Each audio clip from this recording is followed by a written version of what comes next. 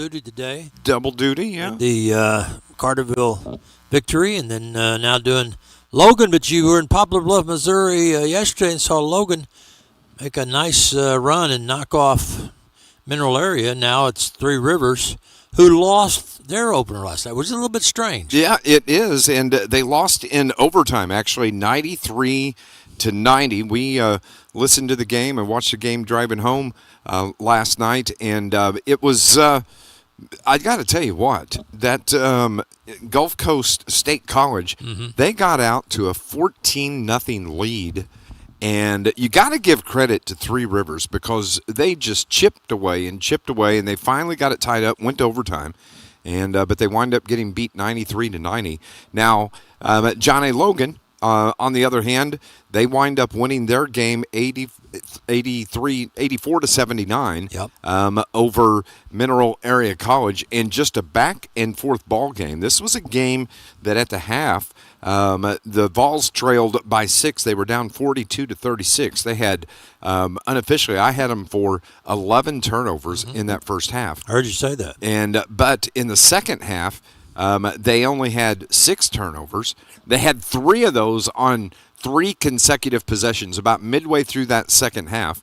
But they turned things around. And let me tell you, one of the spark plugs in last night's game was the fact that Jaden Miles came off the bench. He didn't play in the first half, but he came off that in the second half, and he wound up with 10 points in that second half. He had 3 dunks. He was outstanding in that half. But how about the freshman in Cameron McDaniels? He finishes with 27 to lead all scorers last night. Yeah, we saw him at the Jamboree a week ago, and we were just – I mean, the first things you say when you see him, say, well, that's not a freshman, is it?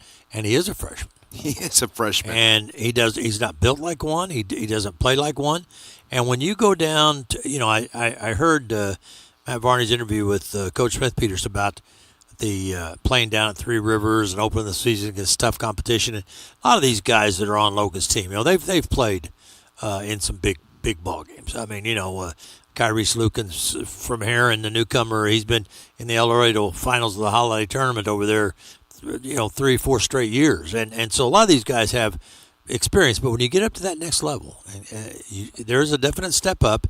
And in a facility like this here at Three Rivers, the pace is going to be a little bit quicker, and it's going to kind of be like, if you're not ready for it, it's going to eat you up. Well, it's funny you talk about this. We continue here on our pregame show as the Vols are at Three Rivers. Now, if you can't tell, Murph and I are at Brewer Gymnasium. We're going to be doing the game remotely. We just, with all the football games and everything that was going on. That's a good picture of me. See, look at that. That's a picture perfect to me. Look at that. Yeah, I'll have to thank John. That may be my best picture. I'll thank John for showing all my chins. But one of the things about that game last night, the freshmen, especially like the bigs, in Keyshawn Barfield and Al Bryant, you could tell, in my opinion, they were a little bit slow. That pace that was set, that the Vols play, if you haven't been in a game like that, and even in the regular season, it's a little bit different than what you see in the jams, right?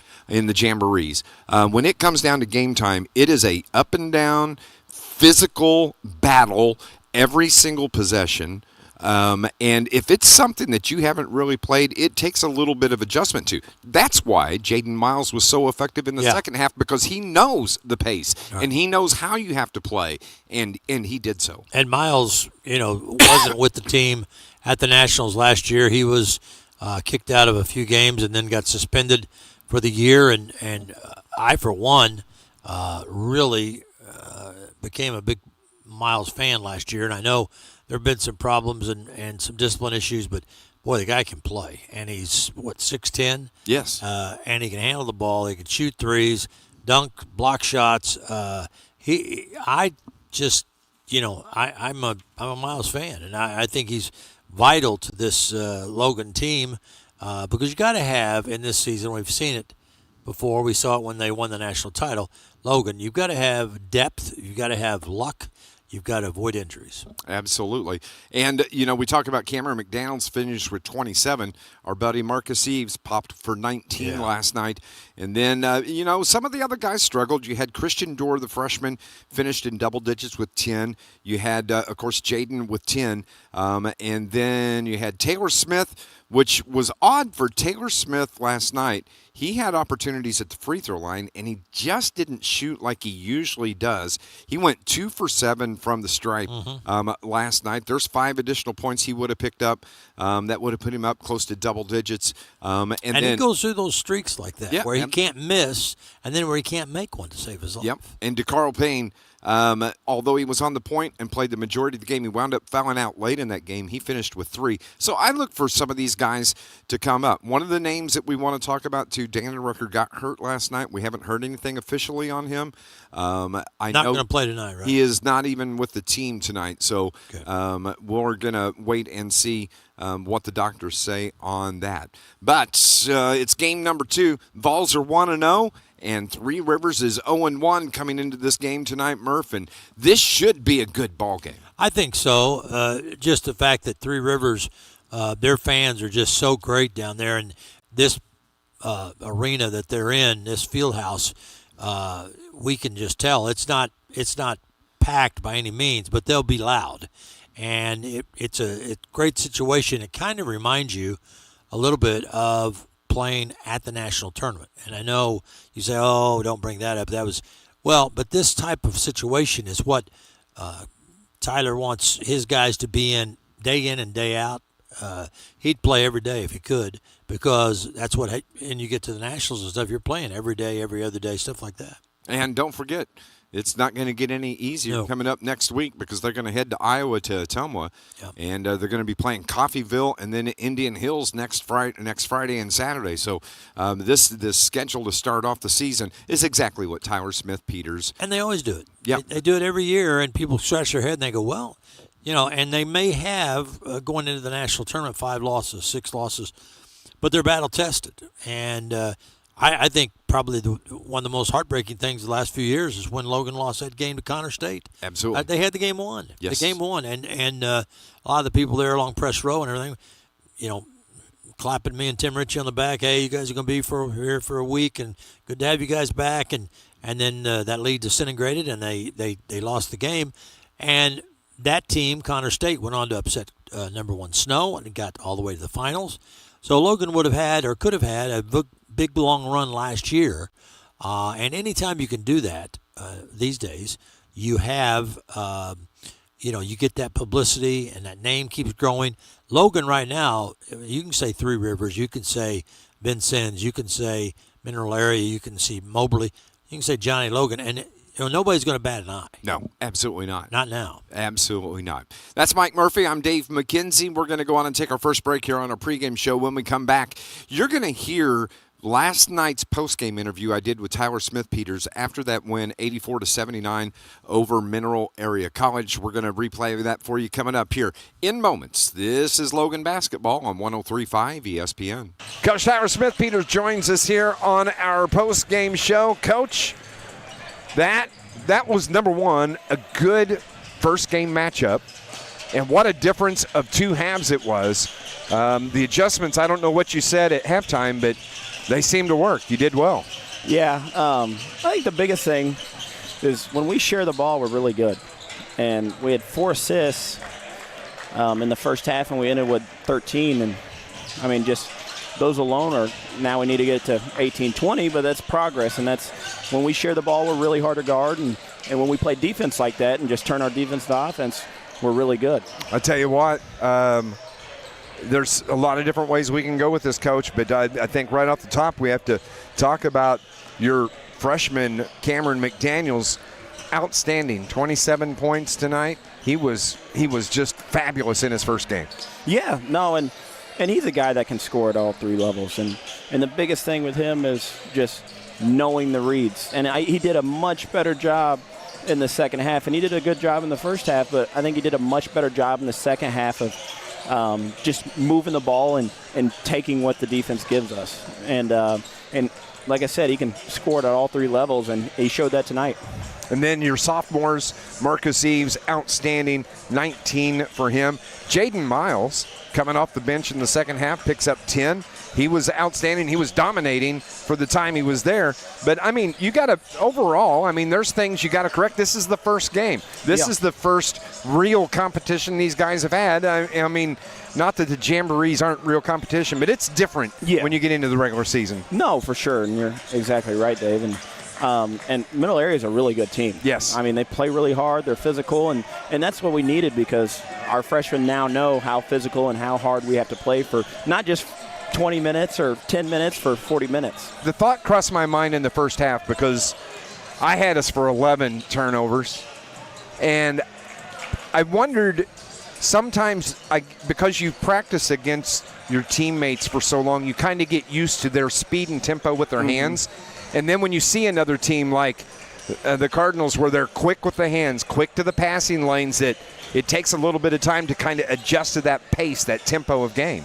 Yeah, and a lot of it's, I mean, Middle Area did a great job of just kind of slowing us down and muddying up the water or muddying up the game for us when they went to their press and just kind of different kinds of zones. And our guys did a really good job of handling that. And we obviously had some moments where we can do better, but that's, like I said, that's why we play really good teams early, because we can fix that stuff. Get right back at it tomorrow night. You don't have a lot of turnaround time before you face Three Rivers, who are equally as good as Mineral Area. Yeah, no, and playing at Three Rivers, as you know, is always going to be tough. And they have a really good game right now to where they're going to have to play really hard against a really good Gulf Coast team. So we're excited to watch it and get back home and be ready to go for tomorrow. I need to ask you, had an injury with Danon? Do we know anything yet? Not sure yet. It's I guess when we get back, we can kind of get looked at Brad and see what he says about it, but we'll kind of go from there. Okay. Coach, congratulations. Thank you. That was a nice first win. Thank you. Appreciate it. We'll talk to you tomorrow night. Vols win it here this evening, 84-79.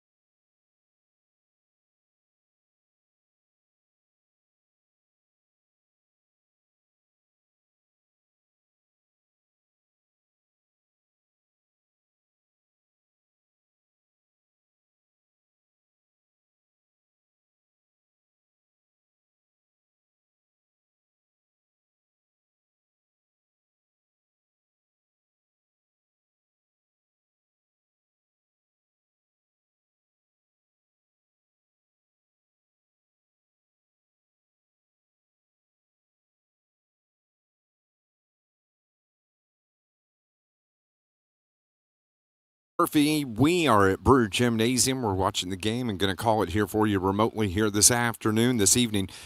We talked about the John A. Logan game last night. Three Rivers in that loss that they had 93-90 in overtime.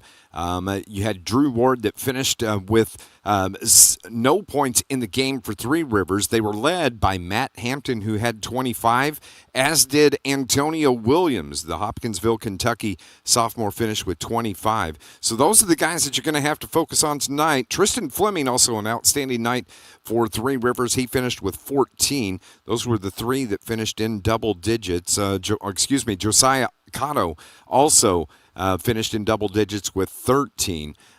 So those are the 4 guys that you're going to have to focus on as we are just a couple of minutes away. The national anthem getting ready to play there at Gene Best Court at Three Rivers College down in Poplar Bluff. Poplar Bluff. It's a crowd beautiful has picked facility. up. Yes, it has. It is filled out pretty nicely there on both sides of the floor. And they get loud. They can get with it down there. These guys used to have when they would come here to play Three Rivers, they'd bring fan buses. They'd have really. Oh yeah, they'd have the orange and black, the shirts and the whole. I mean, they had a huge contingent that would follow them. And one time, a bus pulled in. I thought it was a team, but it was a fan bus that they brought up. And Gene Best has more wins in college basketball than any other coach, the longtime coach there. And so once you get that tradition established, once you get that plateau, everybody, growing up around there, everybody wants to be a Raider, huh? Well, absolutely. And Gene was there last night at the game. Brian his son was with him, and of course, second half you gotta have the recognition for the coach when he's sitting there, and it's I love the tradition of Gene Best at Three Rivers. It's such a good school.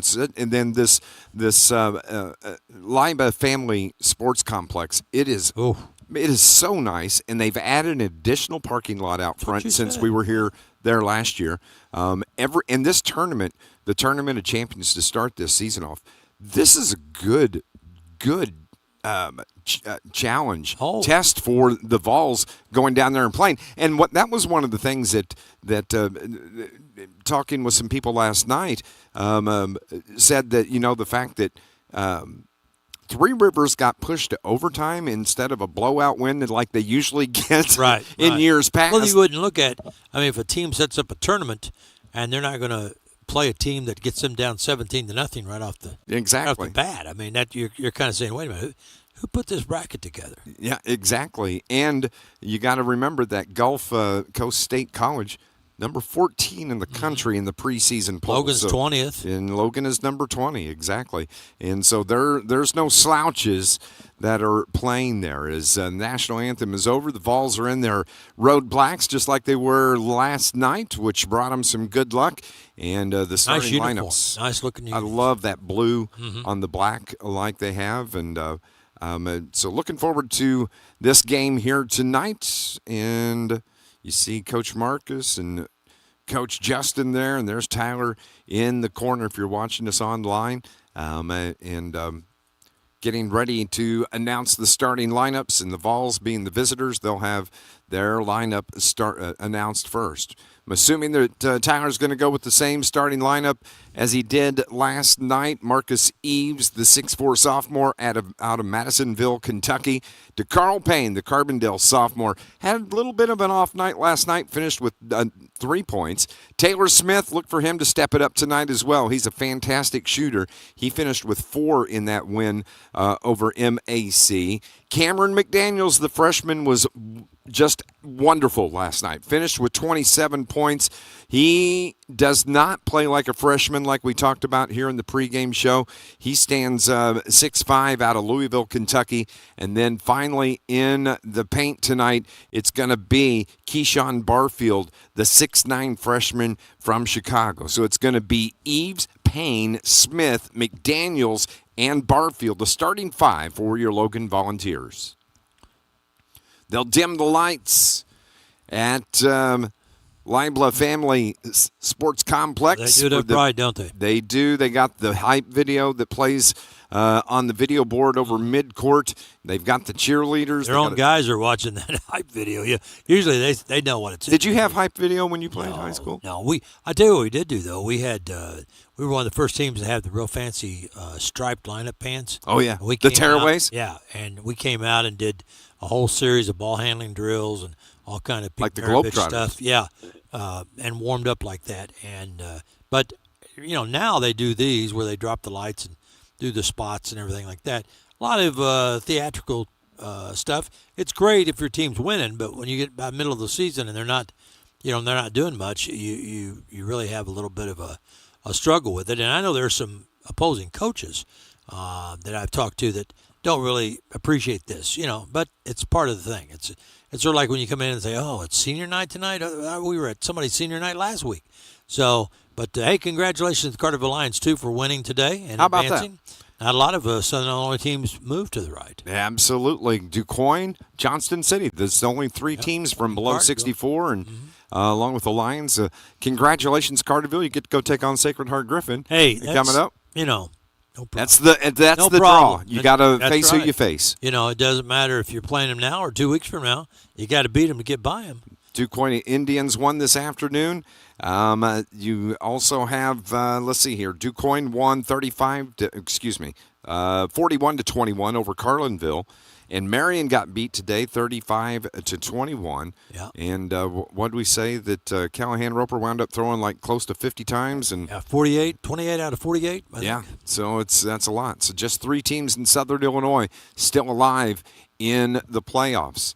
The starting lineup for Coach Robert Kirby and the Raiders out of Three Rivers. It's going to be Matt Hampton, number 2, the 6'4 sophomore out of Frisco, Texas. Scored 25 last night in the loss to Gulf Coast State. Look at this guy. Yeah, there's some monsters. Josiah Cotto finished with 13, the 6'2 freshman out of Orlando, Florida. The 6'7 sophomore from Hopkinsville, we mentioned him, Antonio Williams.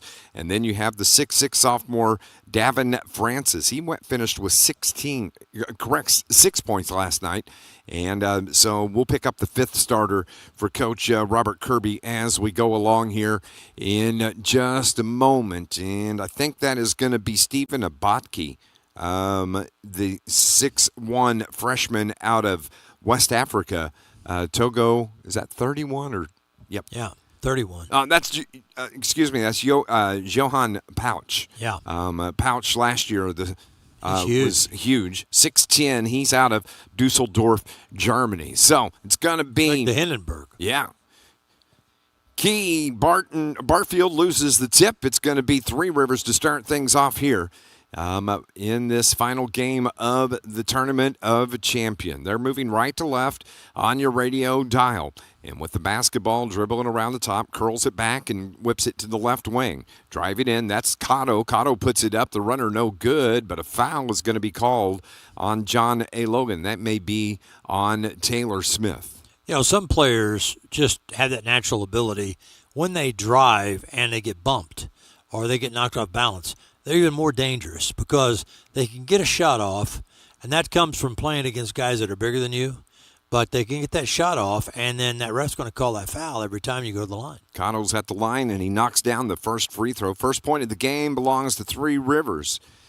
He finished with 13 last night. The freshman from Orlando, Florida, steps to the line. Second free throw is in the air and rims that one home. He's got good form, doesn't he? And they're going to press. Yep, after the make. So here come the Vols in their first possession of the game. DeCarl Payne across the logo, finds Barfield top of the key. Dribbles with the right hand. Nice back forward feed to Eves. Eves loses the grip on it, goes out of bounds. Yeah. And the first turnover of the game belongs to the Volunteers. Bounce pass in the paint. It might have been a little bit behind Eves, but he just couldn't make the clean connection. He still got his hand on it and got a shot up, but it didn't get anywhere near the basket. Here comes Cano, cross midcourt for the Raiders. They work it over to the left wing, trying to feed Pouch down low. Now it's back top of the key. They're good ball movement by the Raiders. Talking about the battle inside on Pouch, the big guy from Three Rivers. He's a big dude, 6'10". They're bouncing 5 on the shot clock for the Raiders. Into the paint, ball loose. One, they're going to get the shot off. Bank shot at the buzzer. And I believe that was Cano that had that. That's nothing. There's nothing that will make your defense whine longer than that is play that good solid D all the way up to that guy just throwing a heave up off the window. DeCarl Payne runs the point for the Vols. Feeds Eves right wing. Trailing 5-0. Eves runs into a double team there, but he's able to dribble through. Gets free and a foul on Pouch. I think, yeah. Yeah, Pouch says, hey, he was moving me off with the forearm. Pouch is a big guy. He's not going to get any sympathy down there. I mean, did you see at the other end of the court there when Three Rivers was on offense. Man, Logan, they had two guys pounding on pallets down there. Vols need a bucket here. They're down 5. Right wing, Taylor Smith, head fake. Dribbles with the left hand, gets free down the left side, spins, runs into Powell, gets it right back, and Taylor Smith scores the first bucket of the game for the Vols. Boy, that's called following your shot, but it's also called I have to. Oh, and a little bit of luck. Yep. So here comes Cotto. Cotto runs the point for the Raiders. On the left wing, top of the key, now bounce pass. No, good defense by Marcus Eaves, but he kicked the ball. It's going to stay with the Raiders. I like Johnny Logan's defensive intensity right from the outset here. They really are physical and not backing down an inch. Jumper from the Raiders, no good, and the rebound to John A. Logan College. Down 5-2. As McDaniels gets a touch, now Payne takes over. DP dribbles around the logo. Top of the key, crosses up, gets it to McDaniels. McDaniels with 27 last night. Fadeaway jumper, has the touch, and he gets his first bucket of the night here. You know, just like any real good shooter, real good scorer, that soft touch, and it gets up there, it's like it's just settling itself in a pillow. And just take a little nap. Hangs in the air and just gets the roll. 5-4 ball game. Vols trail by 1. Raiders with it, though. Spin move in the paint, dishes it left wing. 3, no good from Francis. And got a foul on Logan down low. And it looks like it may be on Payne. Carl fouled out last night. I mean, they're giving the ball to Logan. So it must have been a foul on Three Rivers. So the turnover gives it back to the Vols. Each team with 1 turnover. Payne has the ball knocked into the backcourt. He tracks it down, brings it back across the timeline. Goes around the screen for McDaniel. Gets free. The runner puts it off the glass a little bit short, out of bounds, and a foul is going to be called on Three Rivers. And Payne acted like he got hit right on top of the head there. He'll go to the line. He's strong enough, and we've seen him in so many high school games and then last year here at Logan, that DeCarl, he can get in there and he can muscle with you. Payne's first free throw is good. The foul was on Antonio Williams. That's his second team foul on the Raiders. Carl last night finished with 3 points. He was frustrated after the game with how things went. He doesn't like fouling out. He steps up there and he knocks down these 2 free throws here this evening. That's one of the good things about playing the very next day. Yeah, absolutely. You get have that to forget bad about taste it. out of your mouth. Yeah. Absolutely. 6-5. Vols have the 1-point lead. Raiders with it. Ball picked in that court and last touched by the Raiders. Yeah. And good defense by Taylor Smith out there. Reached in, a little pickpocket move, and he got his hand on the ball, but then the ball bounced off the Three Rivers player out of bounds, and Logan gets the ball. Now, wait a minute. The official stepped in there. They're going to change things, but Logan is going to get the ball.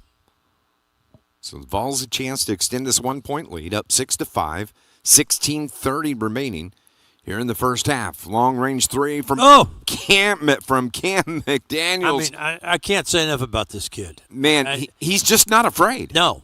And did you notice, see how that went down there? The net didn't even move when the ball went through it. That's smooth. Tyler Smith-Peters wants to travel, but he's not going to get it. There's going to be a foul call. On Logan, yeah. And it is going to be on Cameron McDaniels, the first. Last night, Cam hit 1, 2, 3 3-pointers. He's got one already tonight, right? Yeah. Man, that was. So they trigger in, trying to get it to Pouch, but they wind up getting it to Antonio Williams. Williams trying to back his man down, floats one up, doesn't hit anything, goes out of bounds, and a great job by Barfield to keep Davin Francis from getting the ball. Yeah, he's kind of a big guy, a big body, and he just stretched out there. Barfield did a great job boxing him out. Payne creeps across the timeline, crosses up, got the screen, got free. Now he keeps it. Thought he was going to hand it to Taylor. Little fadeaway jumper from Payne, little short off the front of the iron, and the rebound is grabbed by Matt Hampton. Matt Hampton had It's been quiet so far. He had 25 last night. Getting free down the lane. A little breakdown by the defense, by the Volunteers, and an easy layup for, I think that was Antonio Williams. And Logan's going to make a defensive replacement at the next opportunity.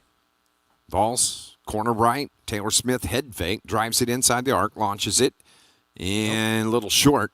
Battle for the rebound. Coming in to save it. Oh, right to Pouch, but we're going to see. Yeah, must be Volunteers basketball. We'll see. Or are they going to call a foul? I don't know, but it's down on Officials are Logan's happy. offensive end. They're talking about it. Yep. The call. Between Logan's ball. John A. Logan's ball. And Yeah, timeout. We got timeout. 15:31 remaining here in the first half. Vols have a 2-point lead. They're up 9-7. We'll be back in 60 seconds here on 103.5 ESPN. Hey. This is the best stuff. I take their cough drops. I've never tried this.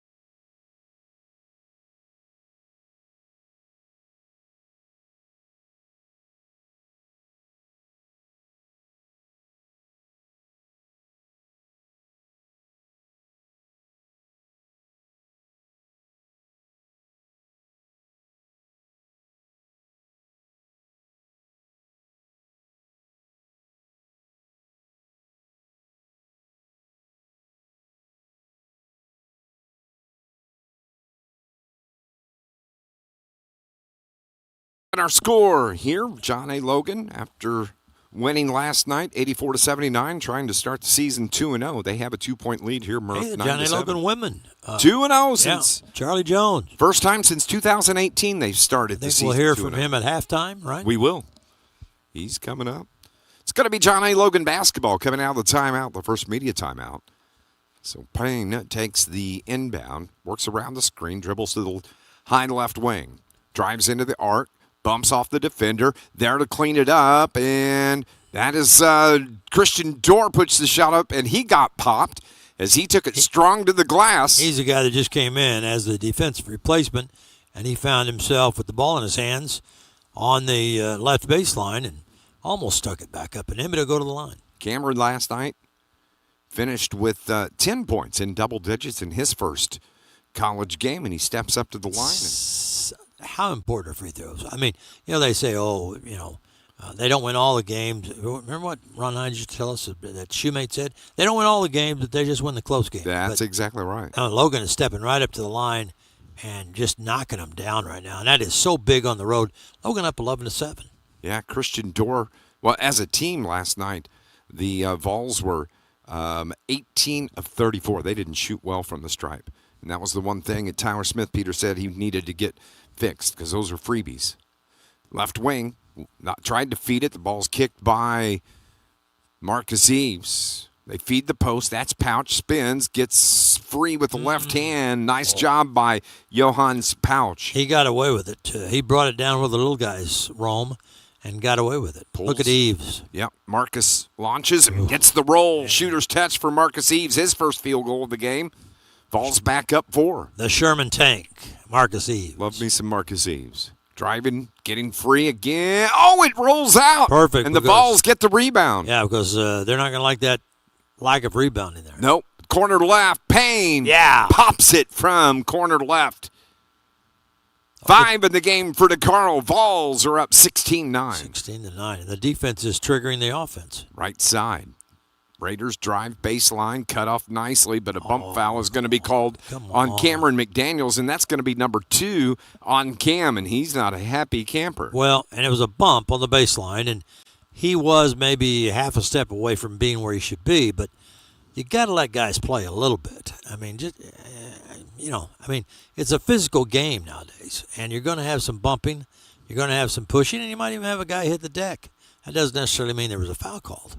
Keyshawn Barfield checks out, so that means Alexander Bryant seeing his first action. Al from New York, second man on the depth chart in the paint. Yep.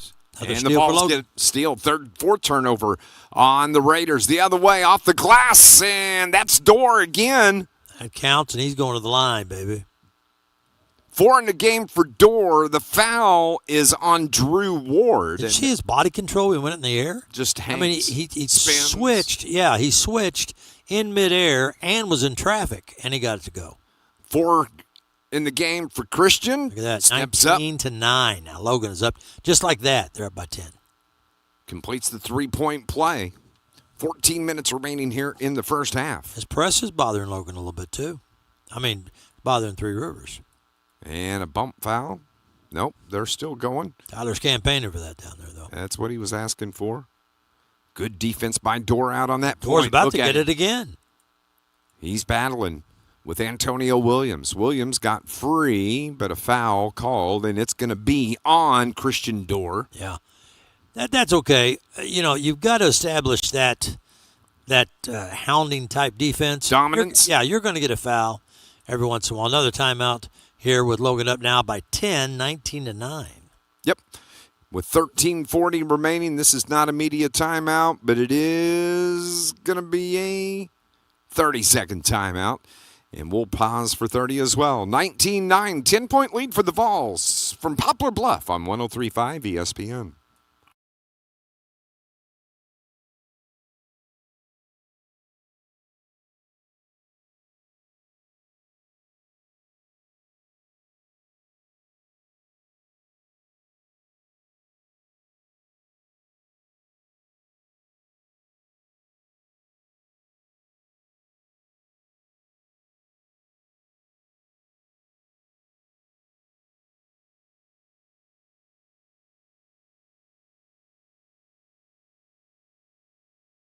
Poplar Bluff, 13:40 remaining. The Vols have a 10-point lead. SIU football a winner this afternoon. Yep, at Murray, SIU beat Murray State 27-7.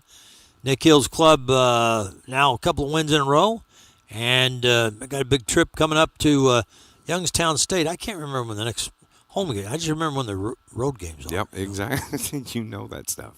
Driving in is Antonio Williams, pull-up jumper from just in front of the line. Good. That was nice. He was off balance, and then that's one of those things where the bump kind of balanced him. Yep. And he was able to straighten up and get the shot off. Got the separation Yeah. he needed.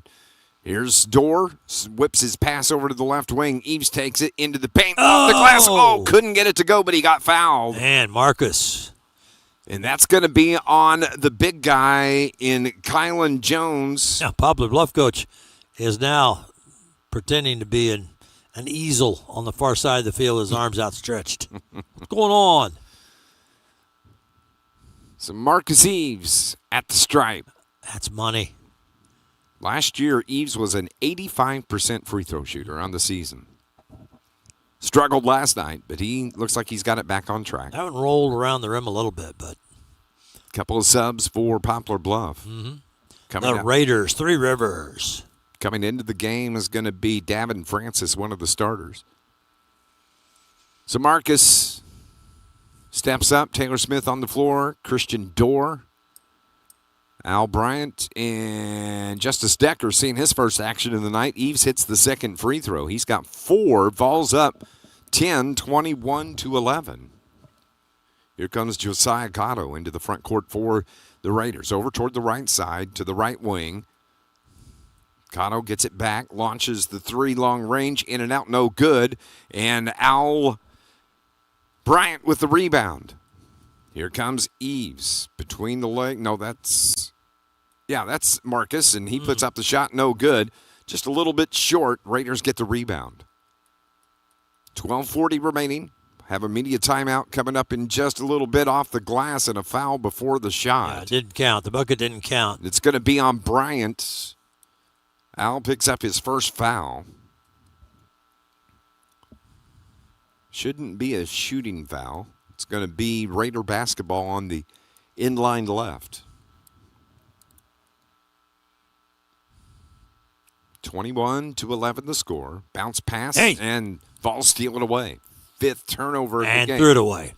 And that is the second turnover on the Vols, off the glass and good. And a foul is going to be called on Marcus Eves. Yeah, and the ball went in too.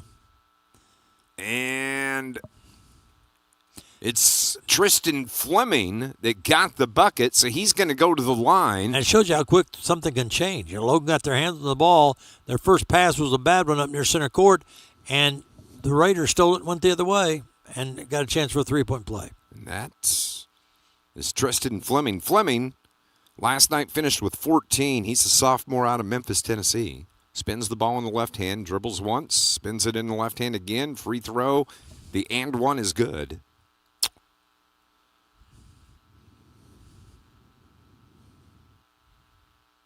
Logan leading 21-14, but the Raiders, they also are playing some pretty pressure defense. Yep. Ball's with the basketball. See how they keep them out of the ring there. Yep. Mismatch. Ball tipped out of bounds. It's going to stay. Al's Last calling. touch by Yeah, I think Al's saying I need a blow. You looking over the bench team? Tristan Fleming, the last one to touch the ball for the Raiders. So keeps it with the Vols. McDaniels now to JD. That's Justice Decker. Decker slide step through the paint, puts up the shot, and he got fouled. Yeah. I tell you what, you're going to like Justice. He's a really strong. I think he's still kind of feeling the nerves a little bit. Justice out of Louisville, Kentucky, but that's one way you win ball games, Dave, is you dribble and you can pass the ball, but when you got that guy that can dribble and penetrate, pull up and stop, you're going to get a lot of free throws.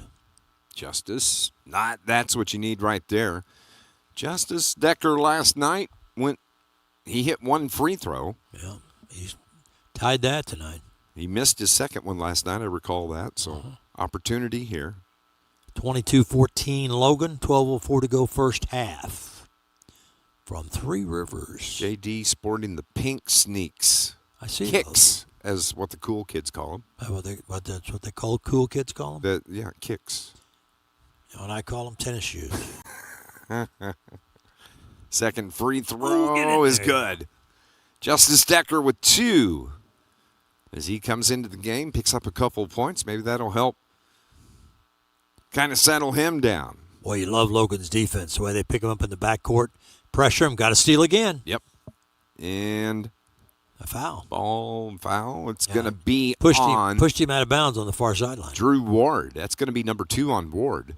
See, that's what that defense, a lot of times you don't have to get steals every time, but just constantly wearing them down, just wearing them down. Absolutely. Logan's in the bonus. Already. And nobody better than Marcus Eves to come to the line. 11:55, it's the under 12 media timeout. The Vols have a couple of 1-1 coming, and they have a 9-point lead. They're up 23-14. We'll be back in 60 on 103.5 ESPN.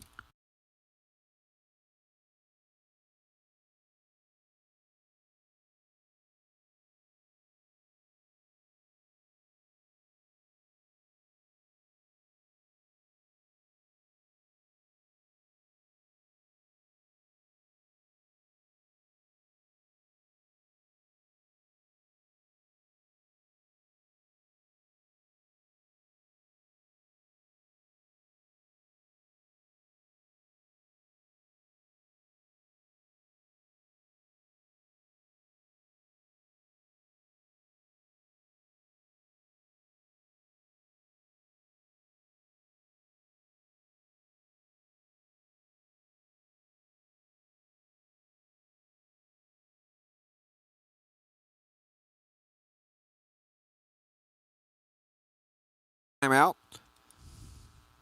23-14, 11:55 remaining. Vols are going to be shooting free throws. It's going to be Marcus Eves. Marcus so far here this evening, 4 points in the game. Finished last night with 19 in that first game. He's slimmed down from last year. He has. He's lost probably 10 pounds. I would say maybe 15. Yeah. I was startled when I saw Marcus the first time, and he's really slimmed down. But it hasn't affected his strength any, and maybe it's made him a little quicker. Maybe a step quicker. Not like he just steps up there. 3 dribbles, spins it, tosses it to the rim. Don't even think about it. That one rims out. I jinxed him. Yep. Announcer jinx there. That's all on me. 24-14, 10-point lead. Length of the floor to go for the Raiders. That's 5 laps after the game, Dave. I'll have to do it. Is it lines back and forth? Yeah. Oh, jeez. There's a push in the backcourt. Logan's defense got caught with their hands in the cookie jar there. And that's going to be on Dorr. And some of this might come down to, attrition and depth, because these officials are calling it rather tight. They whip in to the backcourt. 24-14. Raiders have it. Top of the key. Good defense Great by defense. Marcus Eves. Great defense by Eves. Wide open three passed up inside the arc. Fadeaway jumper. Too strong. Battle for the board. Raiders get it. And stripped away. Marcus Eves goes at it. Can't save it. Oh, my. He's calling Eves on the official calling Eves on a push foul. After the play, too. That's a tough call right there. So here comes Cam McDaniels back into the game to replace Marcus. You can't have Eves, and I'm not saying don't go for that steal, because you got to. The pumpkin's right It's a out loose there. ball. Yeah, it's right out there in the patch. Grab it. But on the sidelines, and you've got to know, too, that you're a marked man. Antonio Williams hits the free throw. He's got another one coming. Yeah, Tyler Smith-Peters is saying, just put your hands up. Just get your hands up. Well, they call that wall up. Yep, Wall up. wall up. So Williams' second free throw is good. 6 in the game for Antonio. He had 25 last night. So Logan's lead is, 9? Yep, 24-15. 11:26 to go first half. Both teams pressing in the backcourt. Full court. Here comes DeCarl. Creeps his way across midcourt to the right hash. Now he dribbles to the far side, to the hash. Reverses around, gets the screen from Decker. Runs into the double team, got through that, and a bump foul is going to be called on Three Rivers. And see, those are that's the second time an official's kind, and you say bump foul, I agree. It's more like a touch foul. Yeah. And sometimes, you might call those November 1st, you don't call those January 13th. The foul was on Manuel Camboma, his first. DeCarl Payne has got 6 points after he hits the first free throw. So Jaden Miles is in the game. Jaden Miles is checked in. Yep. Look out. Here we go. Here comes the dynamite as DeCarl Payne cans both free throws. 7 in the game now for DP. 11-point lead for Logan. 11 minutes to go first half. Love it when it's symmetrical. Yeah. Isn't there supposed to be magical powers in that? That was last night. Oh. Around the screen, Josiah Gatto. And a foul is going to be called an offensive foul. Yeah. Charge on Three Rivers. The turnover, unofficially. The guy that was setting the pick, I think. 7th turnover on And see, their Raiders. pressure is just kind of token. Yeah. It's not the pressure that Logan's putting on Three Rivers. They pick you up once you cross midcourt. Yeah. So look at Taylor Smith get free. Down the lane. Corner to left. Oh, open three. Bang! That may be Dorr with that I'm bucket. pretty sure, or McDaniels. I don't know. We'll give it to Dorr right now. 8 in the game. And Now they've called a foul on Logan. 29-15, a 14-point lead. Guess who's coming back in? Marcus Eves. I think that's because. I think there was a technical foul called. Oh, you think? I didn't see it. And Oh, yeah. I don't know. looks like it's going to be Antonio Williams that's going to shoot the threes. I'm not sure. Maybe it may be actually on McDaniel. Gosh, I hope not. As Antonio Williams steps up, knocks down the technical free They're throw. taking McDaniels out of the game. So that's going to be the third on Cameron. Yeah, I don't like that. Antonio Williams' second free throw is good, plus the possession is going to belong with Three Rivers. 8 in the game now for Antonio Williams. So that's a big blow right now. At now this moment for the Volunteers, Now you hurts. need to get a stop right here. So 29-17, still a 12-point lead for the Vols. Around the top to the far side. Oh, my goodness, Taylor Smith. Get up. And the whole Vols team comes to get him. He got ump-ended. Looked like he landed right on his shoulder. Yeah, ball fake, and he went over the top of the shooter. But he picks up the foul. Yeah, and it was legit. No, it was. He turned his body in midair and kind of landed, as Dave said, on his shoulder. I guess it could have been worse. Could have been a lot. Wrist. Yep. Noggin. So Taylor Smith, that is his second foul. Nose. Teeth. And ear. Ever land on your ear, buddy? No. Upside down, land on your ear? Never landed on my ear. Boy, I tell you what, you'll hear about it. Tristan Fleming at the stripe. Hit the first free throw. He's got 4 in the game. Cans that one. He's got 5 in the game. So it's 29-19, 10-point lead. Just a touch of a run by Tyler Smith-Peters is really upset about something. Yep. He's got both arms out, and I don't know what there's the a deal stoppage. is. The officials are having a conversation. Talking it over, and Tyler just got his hands out like, come on, somebody, come on and talk to me. He went over to some guys at the scorer's table. The official's not going to tell him what's going on, but looks like we're going at the other end, and Logan's going to be shooting. So Tyler's right there. Kneels down. Yeah, it's been a technical on Three Rivers, has to be. Yeah. Yep. Was that Which we haven't seen anything physical, so it's got to be some yapping. Yeah. And at the line, that is Jaden Miles that steps to the line. You bet. Jaden last night outstanding in the second half, 10 points. Yeah, you're right. It hasn't been a lot of physical. Well, we saw the upended Right. player in the air a minute ago, but nothing, really knockdown, drag-out fights. But they've been some yaps. You knew this. Oh, yeah. You expect this with Three Rivers. Well, Three Rivers. I mean, it's just in the competition. And Three Rivers didn't win last night. Oh, they did win. Did they win? They got No, beat. They got beat 93-90. Yeah. So they're not a happy group anyway. Vols, playing on their floor 0-1 to start the season. Vols have the ball after the technical free throws made by Jaden Miles. Long range three, Payne off the front of the iron, no good. Tipped around. Raiders come away with it. Trying to get out and run. They have to pull it up on the right wing. 10 minutes exactly remaining in the first half. Vols up 31-19.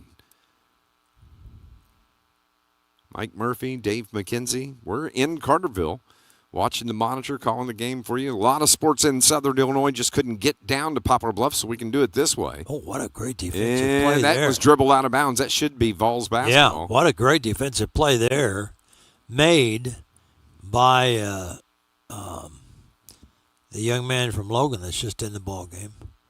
He played defense perfectly on the guy going down the lane, and the guy just got caught up in the air, flipped the ball, and then knocked it out of bounds off himself. So now a little tighter pressure in that backcourt. Yeah. Payne pushes off and breaks free into the front court. He uses those forearm pushes so well. Mm-hmm. Taylor Smith down the lane, lost his footing, turns it over. Third turnover on the Vols. Outlet, taking it to the hole, trying the dunk, missed it, got his own rebound. Put back is good for Antonio Williams. 31-21, just coming up to the 9-minute mark. Logan needs a bucket here to kind of get their equilibrium back. Eves down the right side of the lane, the runner with the right hand, a little short. Jaden Miles tried for the putback dunk, but couldn't get there. Things are not going Logan's way right now. Still a 10-point lead, though. Corner left, baseline drive, back to the line, stepping call. out of bounds. Oh, yeah. Okay. I thought Logan called a timeout, but you're right. Guy down the corner, and a lot of players do that now. They'll take that ball, and they'll put 1 foot back behind and make their move. Sometimes if you're too close to that line. And it's always right there in the narrow part around the arc where they stepped on the sideline. Yep. And the turnover gives it back to John A. Logan. So trying to extend this 10-point lead now. Under 9 to play. Taylor Smith to Eves. Marcus around the screen. Double team him. What a surprise. Yep. Apparently comes away with it. Now finds Payne. Payne to the paint. The runner partially blocked, but it winds up with the Vols. Taylor Smith got it. Couldn't finish, and the Raiders get the board. That's twice now Logan's had a stick back that didn't go down. Pouch is back in the game, has a touch, the left hand puts it up Ooh, and good. That was, it wasn't a Kareem Abdul-Jabbar sky hook, but it was more of like a, James Worthy? well, like a shot putter's. He jumped straight up and kind of poked it in there. Man, Raiders have clawed back to about 8. Uh-huh. Now what's that all about? And a whistle is going to be on the Raiders, Matt Hampton. Mm-hmm. It's going to be the first on Hampton, unofficially. And that should put Logan back at the line. And Marcus Eames. Marcus with 5 in the game so far. He's making a living at the stripe. He is. He's got 3 of them. Steps up there and knocks down the first one. And see, that's where when you hit a couple of free throws early and then everybody gets kind of in the rhythm, and then it's like, okay, everybody step up and make your free throws, make your free throws. We've seen it the other way where you miss a couple and then you can't make one to save your life. But, you know, tonight it's been the opposite. Logan's just stepping up there and knocking them down. Gets in your head. Yeah. It's like that. What do they call that when you hear a song you haven't heard it in a long time? Earworm. Yeah, earworm. Yep. Yeah. I had some of those once, but I don't think it was because of the music. Probably not. I had some bad mufflers or something, earmuffs. Didn't clean them from year to year.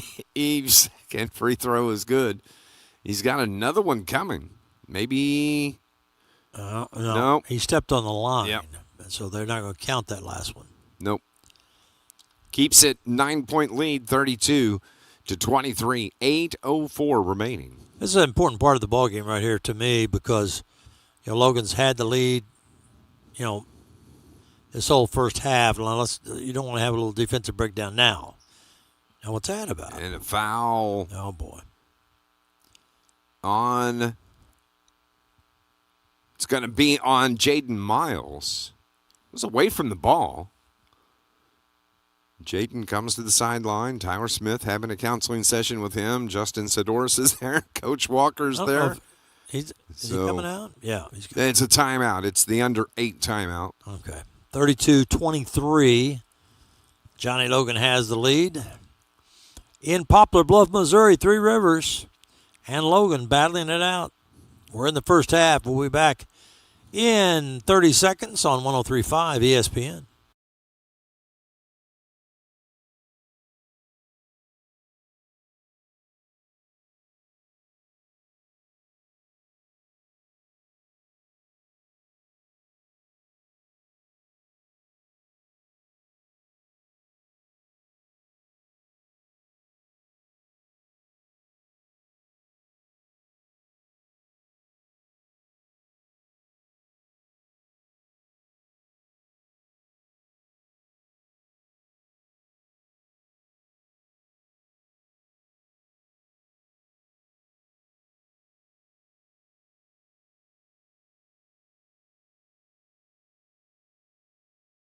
At Brewer Gymnasium on the campus of Johnny Logan College, the boys down at Poplar Bluff taking on Three Rivers here in the Tournament of Champions. Falls lead it by 9. They're up 32-23.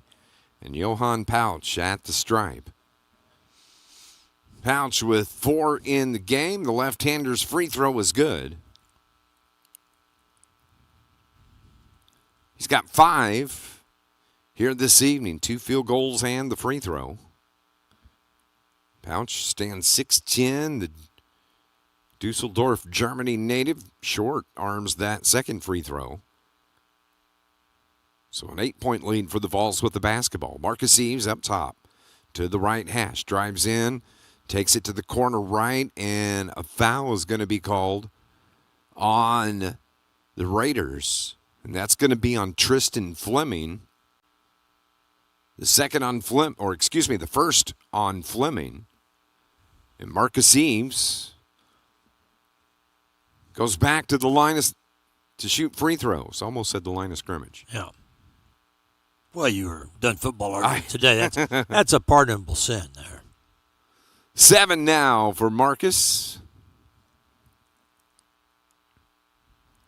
The Madisonville, Kentucky native. Just steps up there and shoots. And man, it's just stroking him home. He's got 8 now. And of the 8, 6 of the 8 are from the stripe. Turnover. Vols get it right back. There's Dorr. Dribbles out.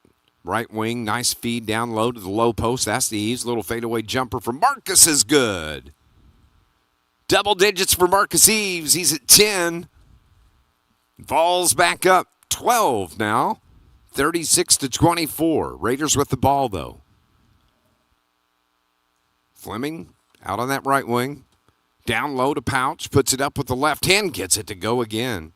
He's tough. When he gets within about 6 feet of that rim, he can just get above everybody. And he's got that separation because of the width of his body. Nice job saving the ball, but the Vols turn it over. Tried saving it in the backcourt, but threw it away. Just heard, got a message a few minutes ago from associate head coach at Missouri, Kyle Smith-Peters, said he's listening. He said, I sound great. Of course he would say that. Well, I mean, he texted it to me, but I'm sure he meant we sound great. I think he just said sounds great. Oh, maybe that's what it was. That's what it was. I just kind of took that to mean. Left wing is good. Out there, that is Antonio Williams. That was a three? That was a three from the corner. 36-29, Logan. 13 in the game for Williams. He had 25 last night. To go along with the 25 for Matt Hampton, who's been quiet tonight. He's scoreless. Look at JD puts up the three from the left wing. No good. He'll get him to go. Once he gets it sighted in, he'll be tough. 6 minutes remaining. Ball's up. 36-29, 7-point lead. Good defense by Decker there. Give credit to Three Rivers. They've hung right in here. Balls have gone up to 12, 13-point lead. And, oh, no. Carl Payne. How was that ball still alive? It scored under the basket, and now it's just one of those bad pass leads to bad pass. Yeah, Justice Decker just picks up his first foul. Man, Logan had that on a steal underneath the basket. Twice. And then I think Carl couldn't stay. Oh, yeah. Carl just couldn't keep the handle on it. Yeah. Went flying out of bounds. So Raiders are going to be at the line. It's going to be Josiah Cotto. Yeah, I don't like this little run they're making here at this. See, this is a dangerous little spot in the game. Was the clock stopped, still 5:42 before the half, and now they've cut it to 6, cut it to 5 here. Sent some new troops in. Logan's going to counter. Here comes Christian Dorr. He's replacing Key Barfield. Justice Decker comes out of the game. Yep. JD takes a seat, and Payne comes in to replace him. So now it's going to be Cotto. See, Eves is kind of the general out there. See him? He is. Marcus Eves kind of telling everybody where to go. And more free throws. Yep. 5-point lead now. 7 from Cotto. 36-31. Vols. The 5-point lead. What's that about? Maybe it was a clock. I think they had a clock malfunction, yeah. Because they're going to have Logan take the ball out of bounds again in the backcourt. McDaniels triggers into DP to Carl with the left-hand dribble toward the logo. Now brings it to the near hash. Eves has it top of the key between the circles. Looks for the backdoor cut. Bryant gets a touch, and a foul is going to be called. That is going to be on Tristan Fleming, number 2. McDaniels had him down on the right side. It took him in the corner. And sometimes, you know, it's that bright orange ball. You just cannot reach in there and go for it. I mean, it's just, you know how you get your hand slapped? And I said, don't reach into that cookie jar. But that first cookie was so good, you got to go back in there and see if that second cookie is just as good. Christian steps to the line, gets his free throw. He's got 9 in the game. 2 different color shoes. Mm-hmm. I said this last night. I bet he's got another pair exactly like those. I would almost bet. Or just one. Reverse, though. Of the color or the other color. Yeah, it could be. Just one. Yeah. 7-point lead, 38-31. Big spot here. Need to stop. 5 minutes remaining till halftime. Coming up to half, you're going to hear from Charlie Jones, runner from, that is Cotto. Logan gets it inbounds quick, gets it all the way down the other end, and they kick it in the corner. Nope. Ooh, man, he got popped. Here come the Raiders. Just end-to-end action now. Crossover, fadeaway jumper is Ouch. good. Josiah Cotto's getting hot. He's got 11. 38-35, and Tyler calls timeout. I think he's asking about that last play down at the other end where the shooter from Logan got bumped as he went up to shoot. It's going to be a 30-second timeout. 4:43 remaining. We'll keep it right here because there's a media timeout coming up in under 4. But, the Vols have had the lead up 12-13 points. Yeah. But I've said it before, give credit to Three Rivers. They're chipping away at this. Well, both teams are playing a very physical game, and both teams are really swarming on defense. And just to show you, like Logan had that chance for the ball underneath right there, and DeCarl just slipped and it squirted out. The ball's a hot potato sometimes, and Logan got some breaks early, and Three Rivers is getting them right now. So coming out of the timeout, last night the Vols won 84-79. And if you didn't miss it in the pregame show, Three Rivers was beat in overtime 93-90. Gulf Coast State College. Yeah, out of Florida. Out of Florida. They got the win in overtime. I'm going to guess they're over on the Gulf side. I would say maybe. Yeah. Or maybe I misspelled that, and that's Gulf Coast. Oh, well, maybe the golf course that could be could anywhere be in Florida. Yeah. We'd have to have golf coach Mike Mooneyham about that. He knows where it is. Coming out of the timeout, DeCarl Payne. Right wing to Eves. Eves inside to the low block. Dumps it to the corner, but Marcus got fouled. Yeah. And the foul is going to be Manuel Kimboma. I almost thought for a minute there they might have called that on Marcus because he kind of wrapped his arm around to get into the lane. Yeah. But Marcus is back at the line. Uh-oh. Pulled up short on that free throw. Mm-hmm. Keeps him. I still remember who caused him to miss a while ago. Yep. Greg Sterick. No. Greg Stewart. Not a free throw. He could walk out there right now and make 10 of 10. Yeah, he could. There you go. We're back on track. 11 in the game for Mark Seaves. 4:20 remaining. 4-point lead for the Vols. Cotto, the runner with the left hand, Pouch battling for the rebound. Can't get it, but it's going to stay with the Raiders. See, another 50-50 there. Boy, there was a travel. Oh, Logan got bailed out there. Yeah, they did. There was a bump, and then the player stepped through it. And then when he tried to get a shot off, he walked. And the official was there, caught it on the baseline. Logan gets the ball. 4:11 to go before half. 39-35. John A. Logan. Unofficially, I've got the Raiders with 11 turnovers. Vols with 4 here in the first half. 4 minutes remaining. 4-point lead. McDaniels launches the 3 straight away. No good. Coming in, keeping the ball alive. But a foul is going to be on Christian Dorr. Yeah, a loose ball foul. He flew into the lane from the side, knocked the ball loose, but also got the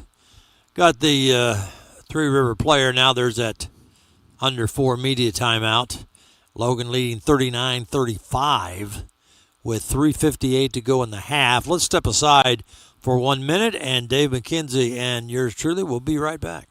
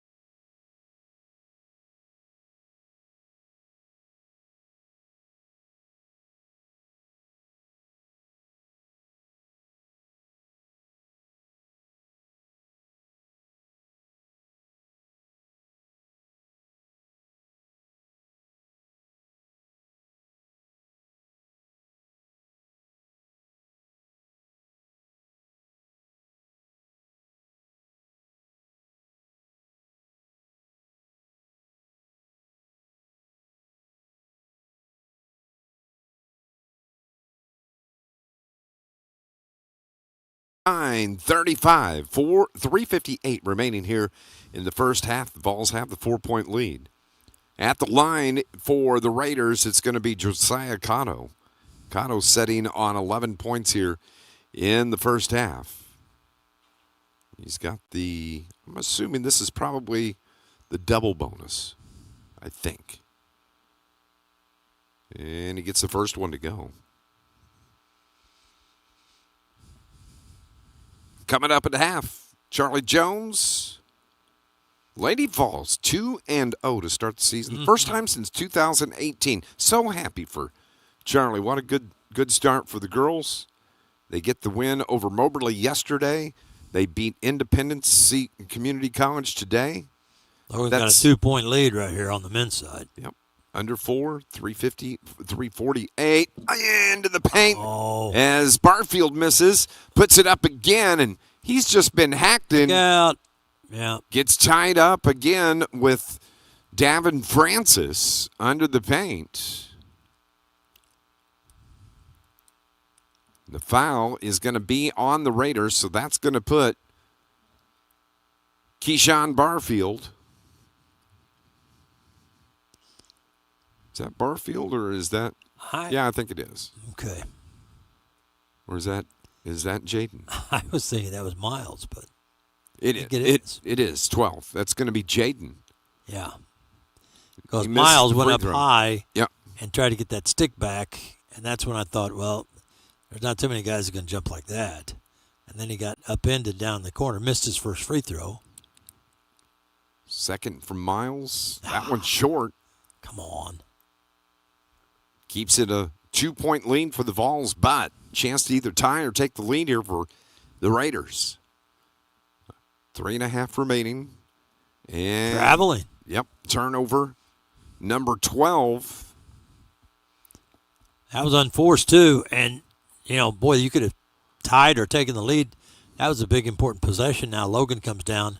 But they got to score here. Yeah, got to get something. Carl Payne feeds the post, down low, into the paint. McDaniel's trying to get free, triple teamed. They're banging on him. He puts up the shot, and he got fouled. Wow. And that's how you fight through a triple team. That was something. That's crazy. Because that triple team was. And you got 6'10", 6'7". Yeah. And then Kano, who's just 6'2". Eves walks up to him and says, hey, I don't really know how you did that, but it impressed me. Now we got a timeout. Yep. Logan still leads by 2, 39-37, 3:17 to go before half. This thing is getting, the physicality is kind of ratcheting up a little bit. You can feel it. Yeah. You can feel it. I have a bruise on my left arm I didn't have before the game started. That was from me. I'm I sorry. popped you all ago. Sorry. Okay. But in the timeout, a 30-second timeout, Vols are going to be back in action next weekend. Friday, Saturday? Yep, heading to Ottumwa, Iowa. They're going up to Indian Hills. Now, they're going to play Coffeyville on Friday. Coffeyville, a top 20 team. Mm-hmm. Then they're going to play Indian Hills on Saturday. Yeah. Top 20 team. Yep. So it'd be nice to come away with a win here tonight. Well, yeah, you'd love to get out here with go 2-0 down at Three Rivers to start the season before you go up to Iowa, because you don't want to you're not talking about early season moral victories, anything like that, but you go 2-0 and then go up to Iowa and even split, come back in 3-1, you're rolling pretty good there. Your first opportunity to see Tyler Smith Peters and men's basketball at home here at Brewer Gymnasium's coming up on the 15th. I can't believe we're saying November. Mm-hmm. November 15th. Today's November 1st. 3 o'clock against Parkland College. And so that is going to be their first home game here at Brewer Gymnasium. I'm going to tell you, we had great crowds last year here in Carterville. You're going to love this outfit. These guys can play. Yeah, they can. And last year's was a talented group, Caden Hawkins and the guys, and they went to the Nationals. But this group, it's a different team makeup. It's a different identity. McDaniels hits the free throw. That's something that never changed, though. McDaniels hitting those ones from the free throw line. You're right. He has, what is he? One yellow shoe and one blue shoe. He does. And 2 free throws right there. Good. 7 in the game now for Cam. And the Vols back up 4, 41-37, 3 minutes, just over 3 to play. Play good D. Now don't reach. No reach. Christian Dorr on the point defensively. Man-to-man by the Volunteers. They work it around to the right side. 8 on the shot clock. Inside the paint, back out. Between the leg dribble, spin at the free throw line. 2, 1. Did they get the shot off? They did. Oh! Buried it from about 15. And I think that was Antonio Williams. Yeah, great defensive set by Logan. They held him right down to the final shot. Guy made a fadeaway in the corner. Driving in, the runner behind the back flip. No good. Vols turn it over. 5th turnover in the half. 2-point lead for the Vols. And Raiders missed the shot. Payne a chance to run here. Numbers 2-on-1. Puts it up. Got fouled. And DeCarl Payne has free throws coming. I know a lot of guys like to, we hear it. Take it to the rack. Take it to the rack. Well, boy, I tell you, there were some guys that I can think of over the last 15 years that made a living of start that drive, pull up at the elbow right there, and you're open every time. DeCarl Payne hits his first free throw. 8 in the game for DeCarl. Yeah, and as long as Payne can finish it off with some free throws, that's great. 42-39. Logan's just keeping that spread right now, see? 2:13 to go before half. DeCarl finished with 3 last night, and he fouled out of that game with about 3 minutes left. Hits the second free throw. 9 for DeCarl now. And a 4-point lead for Logan. So here comes Antonio Williams.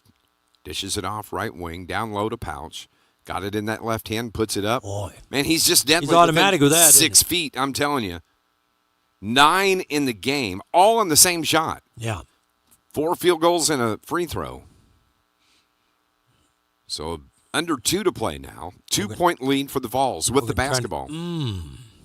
McDaniels can't hit the 3 Not from the the left shot wing. you'd want there. Contested 3. Yeah, and from outside the gym, too. Driving in, Antonio Williams. Walking. Traveled with it. Yep.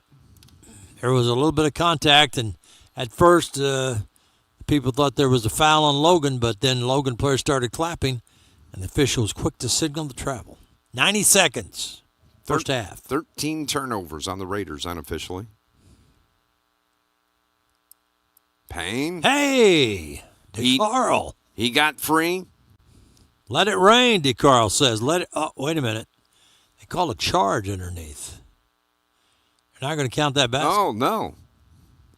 Yeah, the official signaled charge. The push off? Did he to get the separation? Maybe. It's hard to tell when you're Still a 2-point lead. 1:15 to go. Yeah, when you're 170 miles away. sure. I'd go outside and see if I could hear something, but 2-point lead, 43-41. Raiders with the ball, though. Trying to tie it up or take the lead. The runner down. Oh! They blocked. That was Eves. Jaden Miles that got the block. was it or Eves? Man, they were was both there. Miles. Yeah. But Swatted they called out a of it. foul. No, they didn't call a foul. Oh, just okay, good. It's out of bounds. just Three Rivers ball out of bounds. 1:01 to go first half. Logan up by 2. Whoever got the block, that was great. That was Miles. You were right. You were right. So Raiders are going to trigger in. Good job. Look at Miles. They're trying to get it into Whoa. their big guy. That had to have been on the 4.75 count. 4.5. Down low, Pouch, left-hander, no good. Good job. He was outside of Good 6 feet. He defense. couldn't hit that one. Good defense by the Vols there. Here comes Eves. 45 seconds remaining. Ball's up 2, 43-41 with the ball. Eves down the lane. Off the glass. The layup is good Boy, for Marcus so Eves. strong. So strong. And a good quick step, first step. Turn that corner, down the lane, drop it home. 45-41 Vols. 27 seconds and ticking. Finishes first half out. They threw it away. Yep. Intended for Pouch. Oh, wait a minute. They're going to say it was touched. No, they're going to call a foul on Miles, Miles, I think. Yep. Number 2. Yep.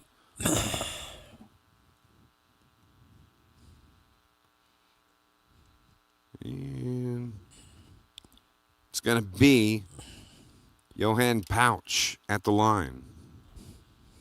20.8 seconds. 20.8 left in the first half. Free throw gives Pouch double digits with 10. Nope. Brick. So Al comes in to replace Jaden Miles. Alexander Bryant, the freshman from New York, New York, stands 6'8". Takes his place on the low block, left side. Pouch hits the second. He's now got 10. Logan up by 3. 45-42. Get a good shot here. 15 seconds left. Vols are going to hold for the final shot. Tyler Smith-Peters makes the call. Payne, free down the left side. That's Eves trying to get free. Spins into off the elbow, no good. Rebound grab by the Raiders, and that ends the first half. Not a bad shot. Marcus was falling back, tried to bank it. Just couldn't quite get the good angle. But Logan has the lead at half, 45-42. That's something to take with you into the locker room. And Logan coaches out there talking to the officials. They thought felt Eves might have got fouled on the last attempt. But they're going into the locker room up 45-42 over Three Rivers. That's a good first half. That was a good first half. I think Tyler's going to take that. Now, there's some things they need to correct. But I got to tell you what. They handled the ball very well. They only had 5 turnovers. Not a lot of turnovers. And they hit good free throws. They did everything properly, I think, on the defensive end because they were getting their hands on almost every pass or disrupting the flow. There was no flow. There was not much flow offensively for Logan, a lot of free throws, but there was hardly any flow for Three Rivers on their offensive end. Yeah, but give them credit for hanging right in there. Yeah. You got Pouch with 10. You've got 15 points from Antonio Williams, 13 from Josiah Cotto. So just those 3 right there, accounting for the majority of the scoring. Vols are led by the 13 from Marcus Eves, we had to take off that three-pointer. DeCarl Payne is setting at 9. Christian Dorr, another 10-point first half for the freshman. And then Cameron McDaniels, not like last night. Last night he had, he's right on where he needed to be. He's got 7 first-half points, 2 from Jaden Miles, and that's the scoring right there. But Three Rivers unofficially has turned the ball over 13 times, and Vols have got to take advantage of those turnovers. You got to get points off turnovers. That's a big stat, and they didn't do that in the first half.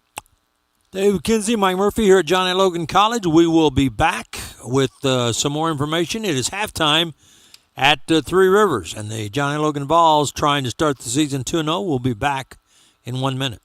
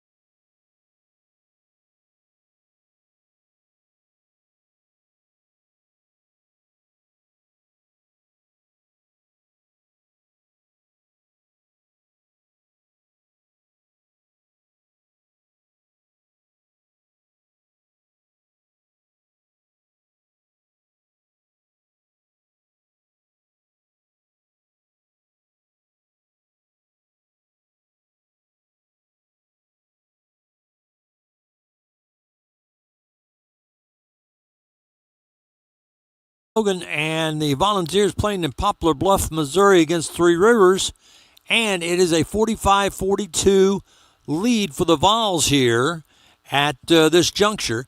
Halftime, talking it over, it's been a pretty good half for the Volunteers.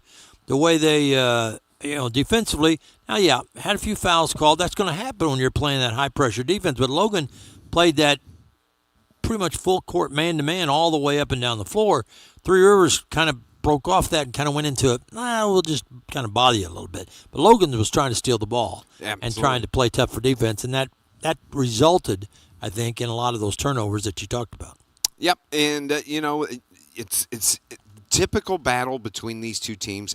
It's going to be crazy physical. There's going to be a lot of fouls called, and that's exactly what we're seeing there on Gene Best Court in Three Rivers. But no reason to expect that the second half is going to be any different. This is going to be probably a 5-point ball game, one way or the other. No matter who wins it, you hope that the Vols come out on top. But I think Logan's biggest lead was 12 in that first half. Yep, I think it was. So they lead at 45-42. SIU football winner over Murray State today, 27-20. They're going to be on the road. You said at Youngstown State next week. Is that right? Well, I don't. Mike Murphy told me so. Well, I mean, I know they're going to Youngstown pretty soon. We'll hang on to that. But they win today at Murray State. High school football playoffs today. Of course, Johnston City won last night, 38-25.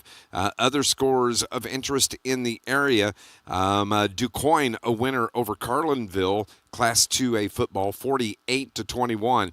Nashville Hornets beat today, 42-39. Flora got the best of Nashville. Yep. And let's see here. You have that's it in Class 2A in the Southern Illinois region. Let's get to the 3A scores here this afternoon. As Hillsboro gets beat by Williamsville. Williamsville always tough. 53-20. Mount Carmel was beat this afternoon. Tolono Unity tops them 42-14. CZR, their season comes to an end. Coach Mike Rude, 42-6 at Vandalia. What a great season, though, for a team that had really struggled, and Mike Rude comes in there and takes them to the playoffs in the first year. By the way, I've got after this game, and we started a little bit late, but after this game, we're supposed to switch back over to the World Series. Bottom of the fourth, Toronto leads the Dodgers in Game 7, 3-1. Dante Bichette shredded a Shohei Ohtani's pitch for a 3-run homer to take the lead over the Dodgers. My prediction, Shohei Ohtani hits the game winner for the Dodgers. Okay. We'll see. What a game at Benton today as we continue with the Class 3A playoffs. A 34, is that right? 34-yard field goal for St. Joe Ogden wins it with time 43. 43. There we go. 17-14. St. Joe Ogden knocks off the undefeated Benton Rangers. Their number one seed comes to close at 9-1. Roxana thumps West Frankfort, or is thumping West Frankfort. 2:32 left. 55-26. I think that was the final. I think. Maybe it is. Okay, this is the IHSA scoreboard, so there's no telling. Let's cruise on over to Class 4A real quick and get you caught up on those scores from today. Carterville beats Alton Marquette 42-14. The Lions are going to be on the road at Sacred Heart Griffin. They knock off Quincy Notre Dame this afternoon 26-18. That is going to be a 1:30 tip-off from Sacred Heart Griffin next Saturday. Montini thumps Urban Prep Bronzeville 50-6. It was Bree Central over Columbia today 48-15. Macomb beats Hillcrest 21-6. Freeburg tops Highland 46-36. Coal City beats Sterling. Of course, Carterville played Coal City a couple of years ago in the playoffs. They win 49-7. And Richland County's season comes to a close. They lose 41-39. Won a couple of games in 5A of interest this afternoon. You have Marion that was beaten today by Muhammad Seymour 35-21. And the Marion Wildcats, their season comes to a close today. So the only teams in Southern Illinois still alive, Johnston City Indians, the DuQuoin Indians, and the Carterville Lions all move on to play in Week 2 of the IHSA football playoffs. So exciting day today, Mike Murphy. Yeah, and it was SIU football won 27-7 at Murray State. And you know what? It was a perfect day for football today. It was a good day. A little bit of drizzle there at 1 o'clock, but it kind of straightened up. and it was football-type weather for this November 1st. And some teams continue to roll. They do. At least you got 3 of them from Southern Illinois that are going to be moving on and looking forward to next week. Anytime you get those bonus games, that's always fun, Well, and you get in that royalty category, you're going to play Sacred Heart Griffith, Springfield Sacred Heart Griffith. Yep. And that's up there, right? That's going to be I in got Springfield. I got a room if you need it up there. Awesome. Springfield, yeah. Oh, that's awesome. Yeah. May have to take you up on that. $55 every 15 minutes, and it's yours. There you go. 45-42 is our score. From Three Rivers, the Vols have a 3-point lead over the host Raiders, Three River College. We're going to go on and take another break here on our halftime show, and we've got an interview with Charlie Jones. We're going to air as soon as we come back here on 103.5 ESPN. All right, talking with Coach Charlie Jones after a 63-55 win over Independence today, Coach. Just your thoughts about the win here today. You had a couple times where you were down by 7 against them, and then you were able to come back, and you were actually leading by 7 a lot of times as well in the second half. Yes. Yeah. Well, you know what? We started out a little flat for some reason this game, and they jumped out 0-7 on us. And you know what?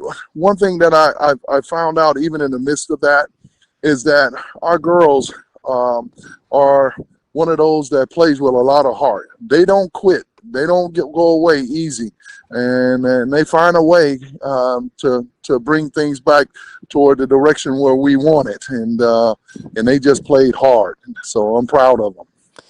Kiera had 18 points in the second half. She was scoreless in the first half. I'm wondering, did you challenge her at all at halftime to step up, because you guys were down by 7 at half? Absolutely, I did. I challenged my sophomores. I said, "Hey, you guys have been here, and you got experience. You know what it takes to win at this level, and I trust you." And I said, "I need for you guys to go out and play." And Brooke ended up with, I believe, a double again, and so they did. They just decided to say, "You know what, Coach, we're going to go out and get this win," and that's what they did. Well, of course, it's opening weekend for you, and obviously the sophomores did a fantastic job today, the past 2 days rather. But Grayson Morris really impressed for me off the bench as well. She had 9 points for you yesterday and 10 points today. If you've got a bench player that you can depend on for 9.5 a game off the bench, you're usually going to be pretty okay, Coach. Oh yeah, she stepped in, and we talked to her a little bit about her role on this team, because through the jamborees and things, where each one of them was trying to find a role on the team, and then we were trying to find our identity, and so far I think we're going in the right direction. We're not there yet.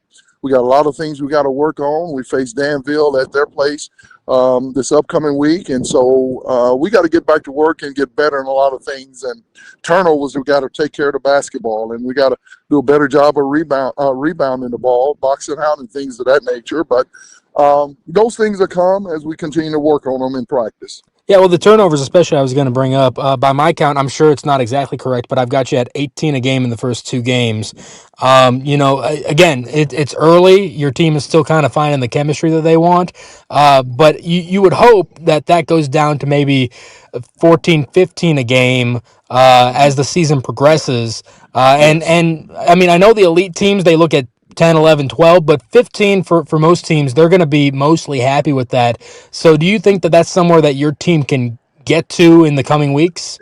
Yeah, and actually I don't want any turnovers, as you know, as a Sure. coach, but if you're between 10 and 15, 10 and 15 with this team, because we're a blue-collar team and because we work so hard, we're going to make mistakes. And so I think if we can get them down a few, I think we'll be okay. Well, you're 2-0, Coach, and that's the first time that the ladies have been 2-0 since 2018. I know that's probably not been on your radar, but I know you know that it's your first 2-0 start as head coach for the Lady Vols. It's the first time, like I said, in 7, 8 years now, and first time for you. I have to imagine that it feels really good to be 2-0. It does. It feels really good to start out of the gates, on top. But we got a long season, and we got a lot of work to do.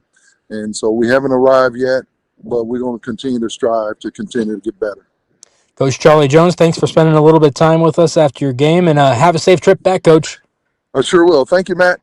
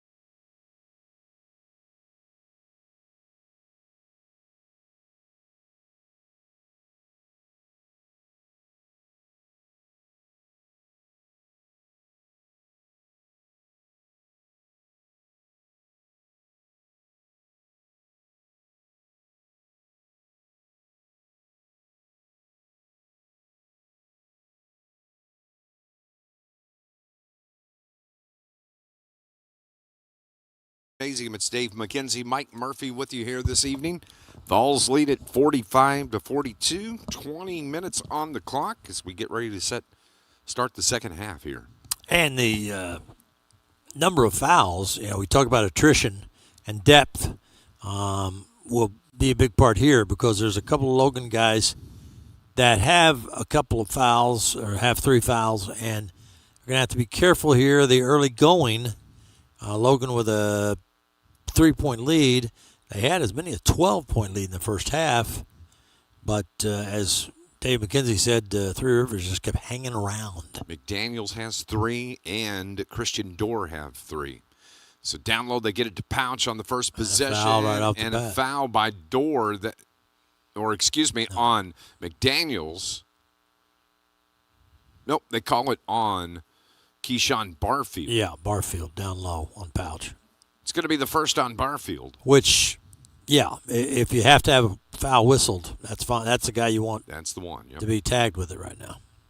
Pouch, 10 first-half points for Three Rivers. And they've all been within the arc, the circle underneath the rim. They get it out on the right wing. With the touch now is Matt Hampton. Hampton, a quiet night tonight. He had 25 last night. He's scoreless here this evening. Now it's Pouch, bobbles it, but sloppy they ball regain. 8 on the shot clock. Raiders, yeah. To the lane, putting it up, no good, didn't hit anything. Vols get the rebound, that's Payne. Wow. DP's pass outlet.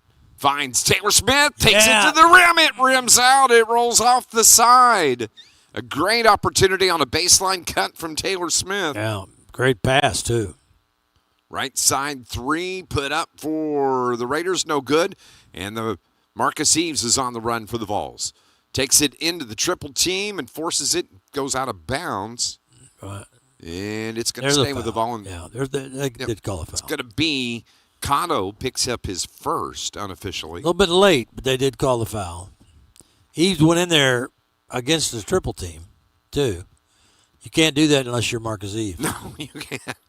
Marcus Superman. Eves and Chuck Norris are the only guys that can dribble into a triple team. Yep, absolutely. And have something good come out of it. So Marcus setting on 13 first-half points. Oh, that one just a little too strong on the free throw. And one of those perplexing evenings when you start making all your free throws and then start missing all your free throws. Taylor Smith taking his right arm and swinging around like a windmill. I don't know if he got bumped on that drive to the basket. Miles Jones in the game for Three Rivers. Eves hits the second. Logan up by 4, 1 minute into the second half. Look at that Logan defense. Boy, that's good. Taylor Smith on the point. The 1-2-2 full court press, but it's Cotto that breaks the press by himself. Has it up toward the logo, midcourt. Crosses over a whistle away from the ball. And it's going to be on to Carl Payne. Yeah. DP picks up his first. Raider basketball, far sideline. 18:51. Vols have a 4-point lead. It's going to be Cano that triggers in, gets it right back after the handoff. Between the circles. Payne on him defensively. It's been a good matchup all night. Out to Jones. Jones on the left wing. Feeds it up top. Now around the screen, corner right. Baseline drive, taking it to the hole, trying to force the shot and a foul. Great. Oh, No. good defense. It Just was clean D. Davin Francis got a baseline drive, and 2 Vols players right there cut him off. And then they stepped aside. Yep. And he was left underneath, hanging in the air, and he's not Michael Jordan. And he threw it out of bounds. And he didn't have his tongue sticking out either. Big break for the Vols there. See if they capitalize. Extend this 4-point lead. Right side, Taylor Smith thought about the 3, feeds the low post. That's Eves. No, excuse me. That is Barfield. Barfield. Got that one. With a little curl around to go. His first field goal. Good job. He had 2 last night. He's got 2 here this evening. Seeing a few more minutes is Keyshawn Barfield. 15 on the shot clock for the Raiders. 48-42. Vols have that 6-point lead. Good Pouch defense comes up by high. Logan. Good cut off job. by Barfield. To the left wing. For the most part. Launching the long-range 3. Yeah, Nothing get but it, get air it. off Come the up with back of that. the board. And the ball is on the floor. Who's going to come away with it? Taylor Smith is there. Out of It goes bounds. out of Logan's bounds. ball. Logan's ball. Good hustle by Taylor Smith. He did that last night a couple of times as well. Those 50-50s. You go back and you think of those after the game, and you think, oh, remember that one time. Oh, remember that one time. You want to win that 50-50 Yep. battle. Oh, yeah. Good things happen, and that was right in front of the Three Rivers bench, and it squirted out of bounds as their 2 players dove on the ground for it. Carl Payne, Oh! backdoor feed, gets the bucket. What a feed. Payne with 13 in the game. Logan's up by 8.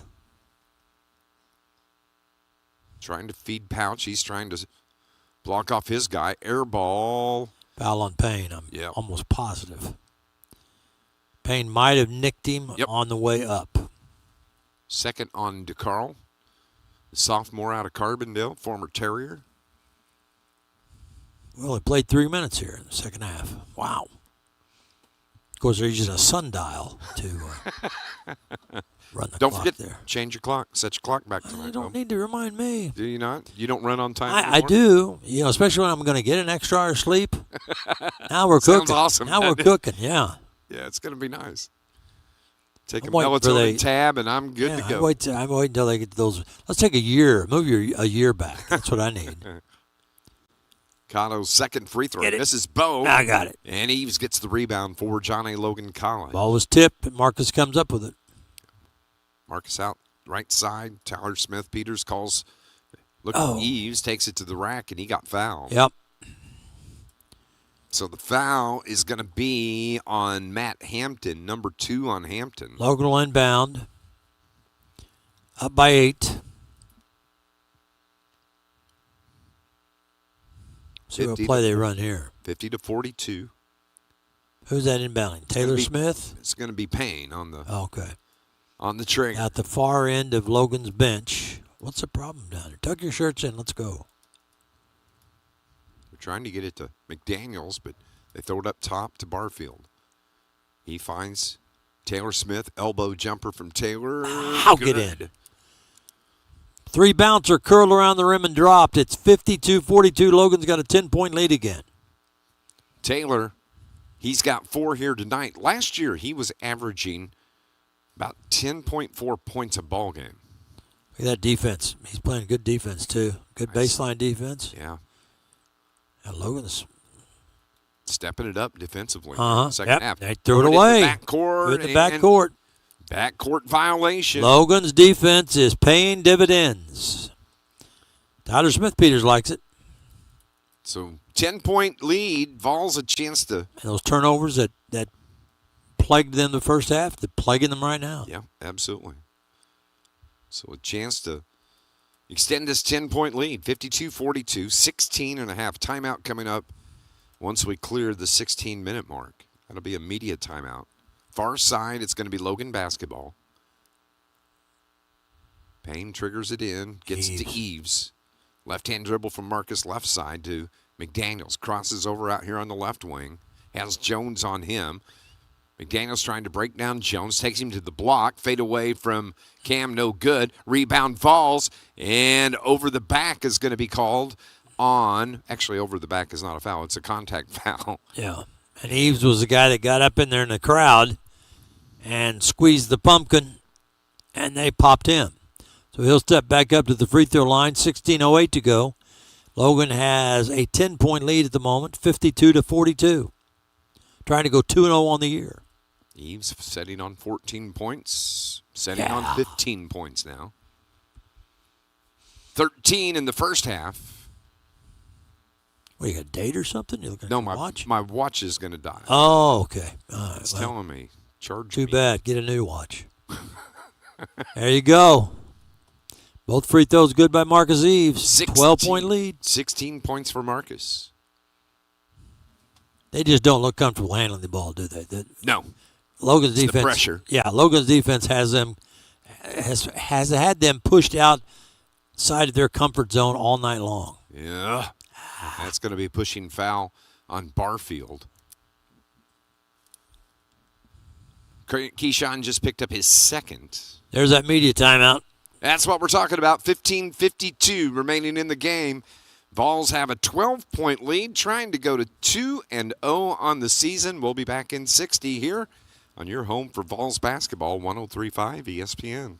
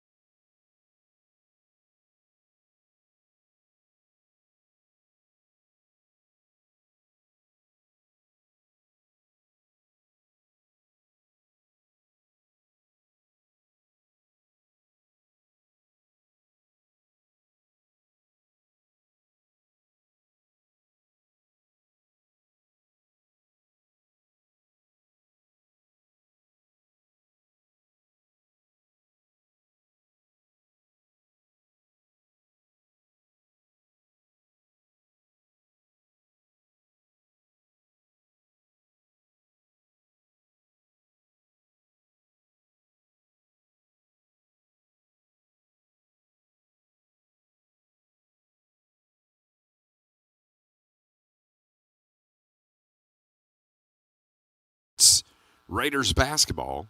They trail by 12. Moving right to left in their home whites, and another turnover on the Raiders. Here come the Volunteers into the front court. McDaniels tees up the three, no good. And the rebound is grabbed by Pouch for Three Rivers. On the run, Miles Jones takes it inside the arc, feeds the cutter. That's Francis. Francis to Pouch.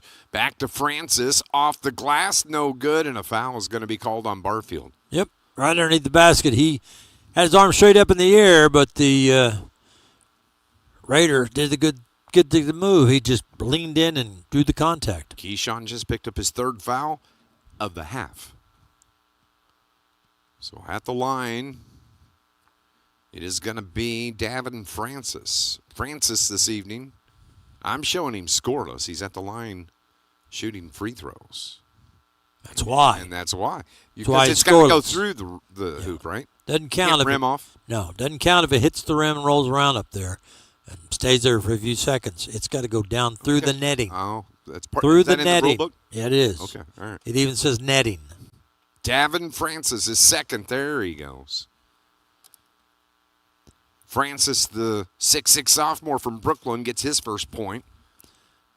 11-point lead. Nice feed down low to Payne, but he got trapped. Finds Taylor Smith Hit for it. three. Oh, air ball ball. from Tay. He doesn't do that very Oh, often. Tay. 5 minutes in, 54-43 Logan. Raiders ball. They kick it right side to Jones. Now on the cutter. In off the low block, no good. Tipped up again, off no good. go. And Payne, another rebound. I don't Let him know. play a little bit now. I bet you DeCarl Payne's got a dozen rebounds tonight. So he tracks it across the logo. Got an opening. Feeds it corner right. 15 on the shot clock for the Vols. Down low. Barfield turnaround jumper. Air ball, no good. Hit the rim on the putback. Raiders get the rebound, though. Hustle back. Driving down the lane, Jones, the runner, is good. Hey, that's what I mean. That's Miles Jones, his first field goal unofficially. And a And what do foul. we have here? That was Was there a push off by a Three Rivers player? I think it was yeah. right there coming out of the game. I think after the basket was good, he pushed off, and the official called that. That's Miles Jones. So Logan's lead is 54-45. 14:27 remaining. Marcus Eves just lets the ball roll, killing some time. Now he picks it up.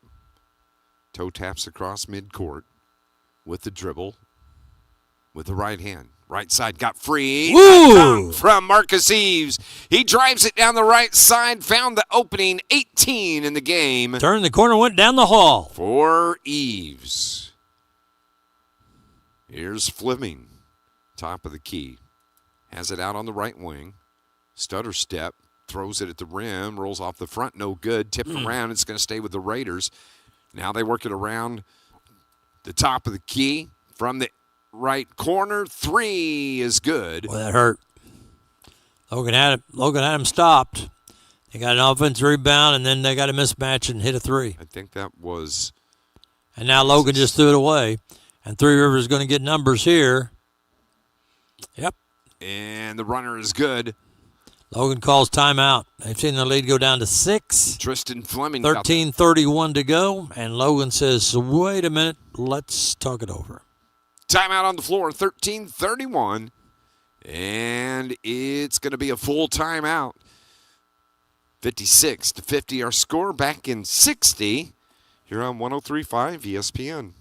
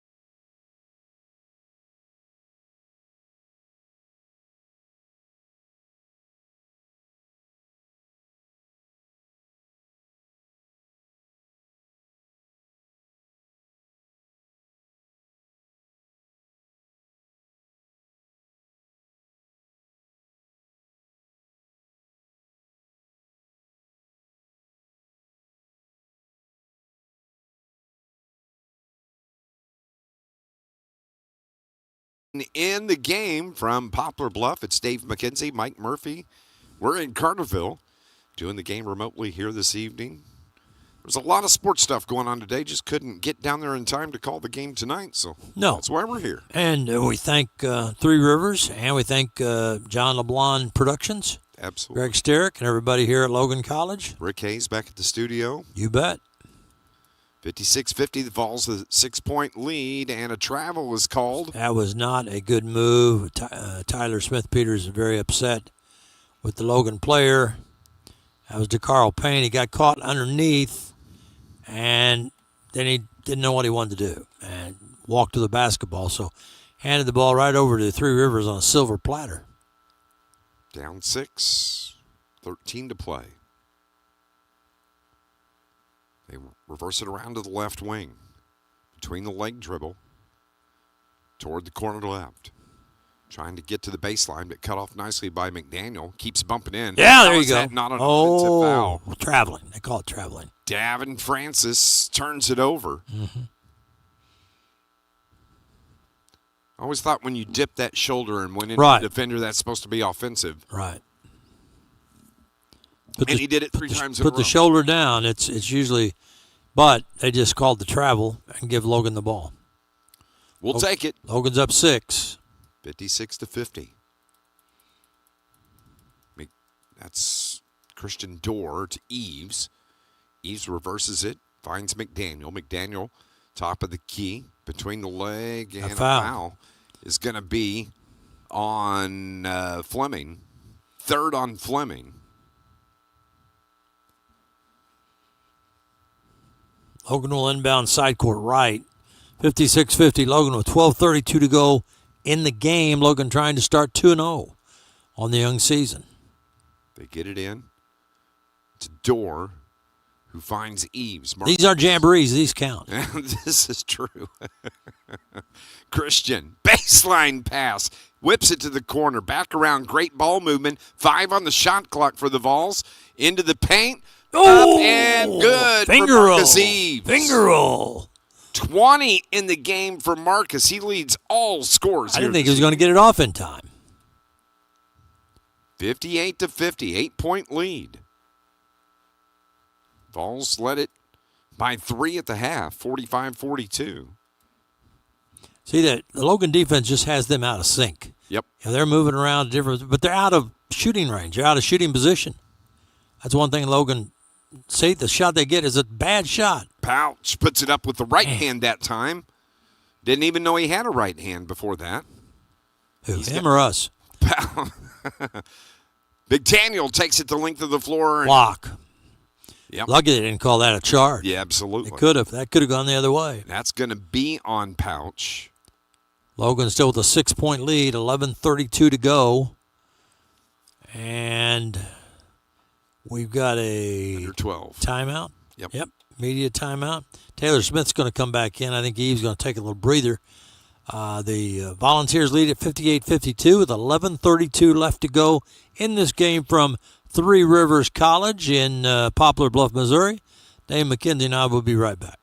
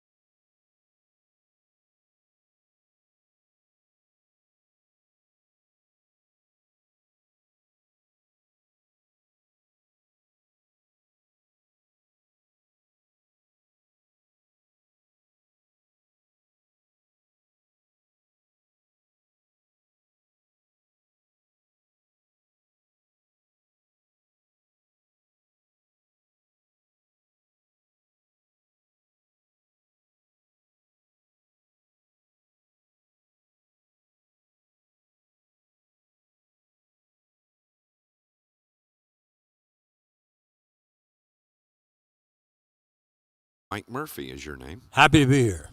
Glad to have you. This is a lot of fun. Basketball has started November 1st. Dave did a football game earlier today. Well, actually did your oldies show first this morning. Then you came down and helped us with Sports Voice for an hour. Then you went and did a Carnival football game.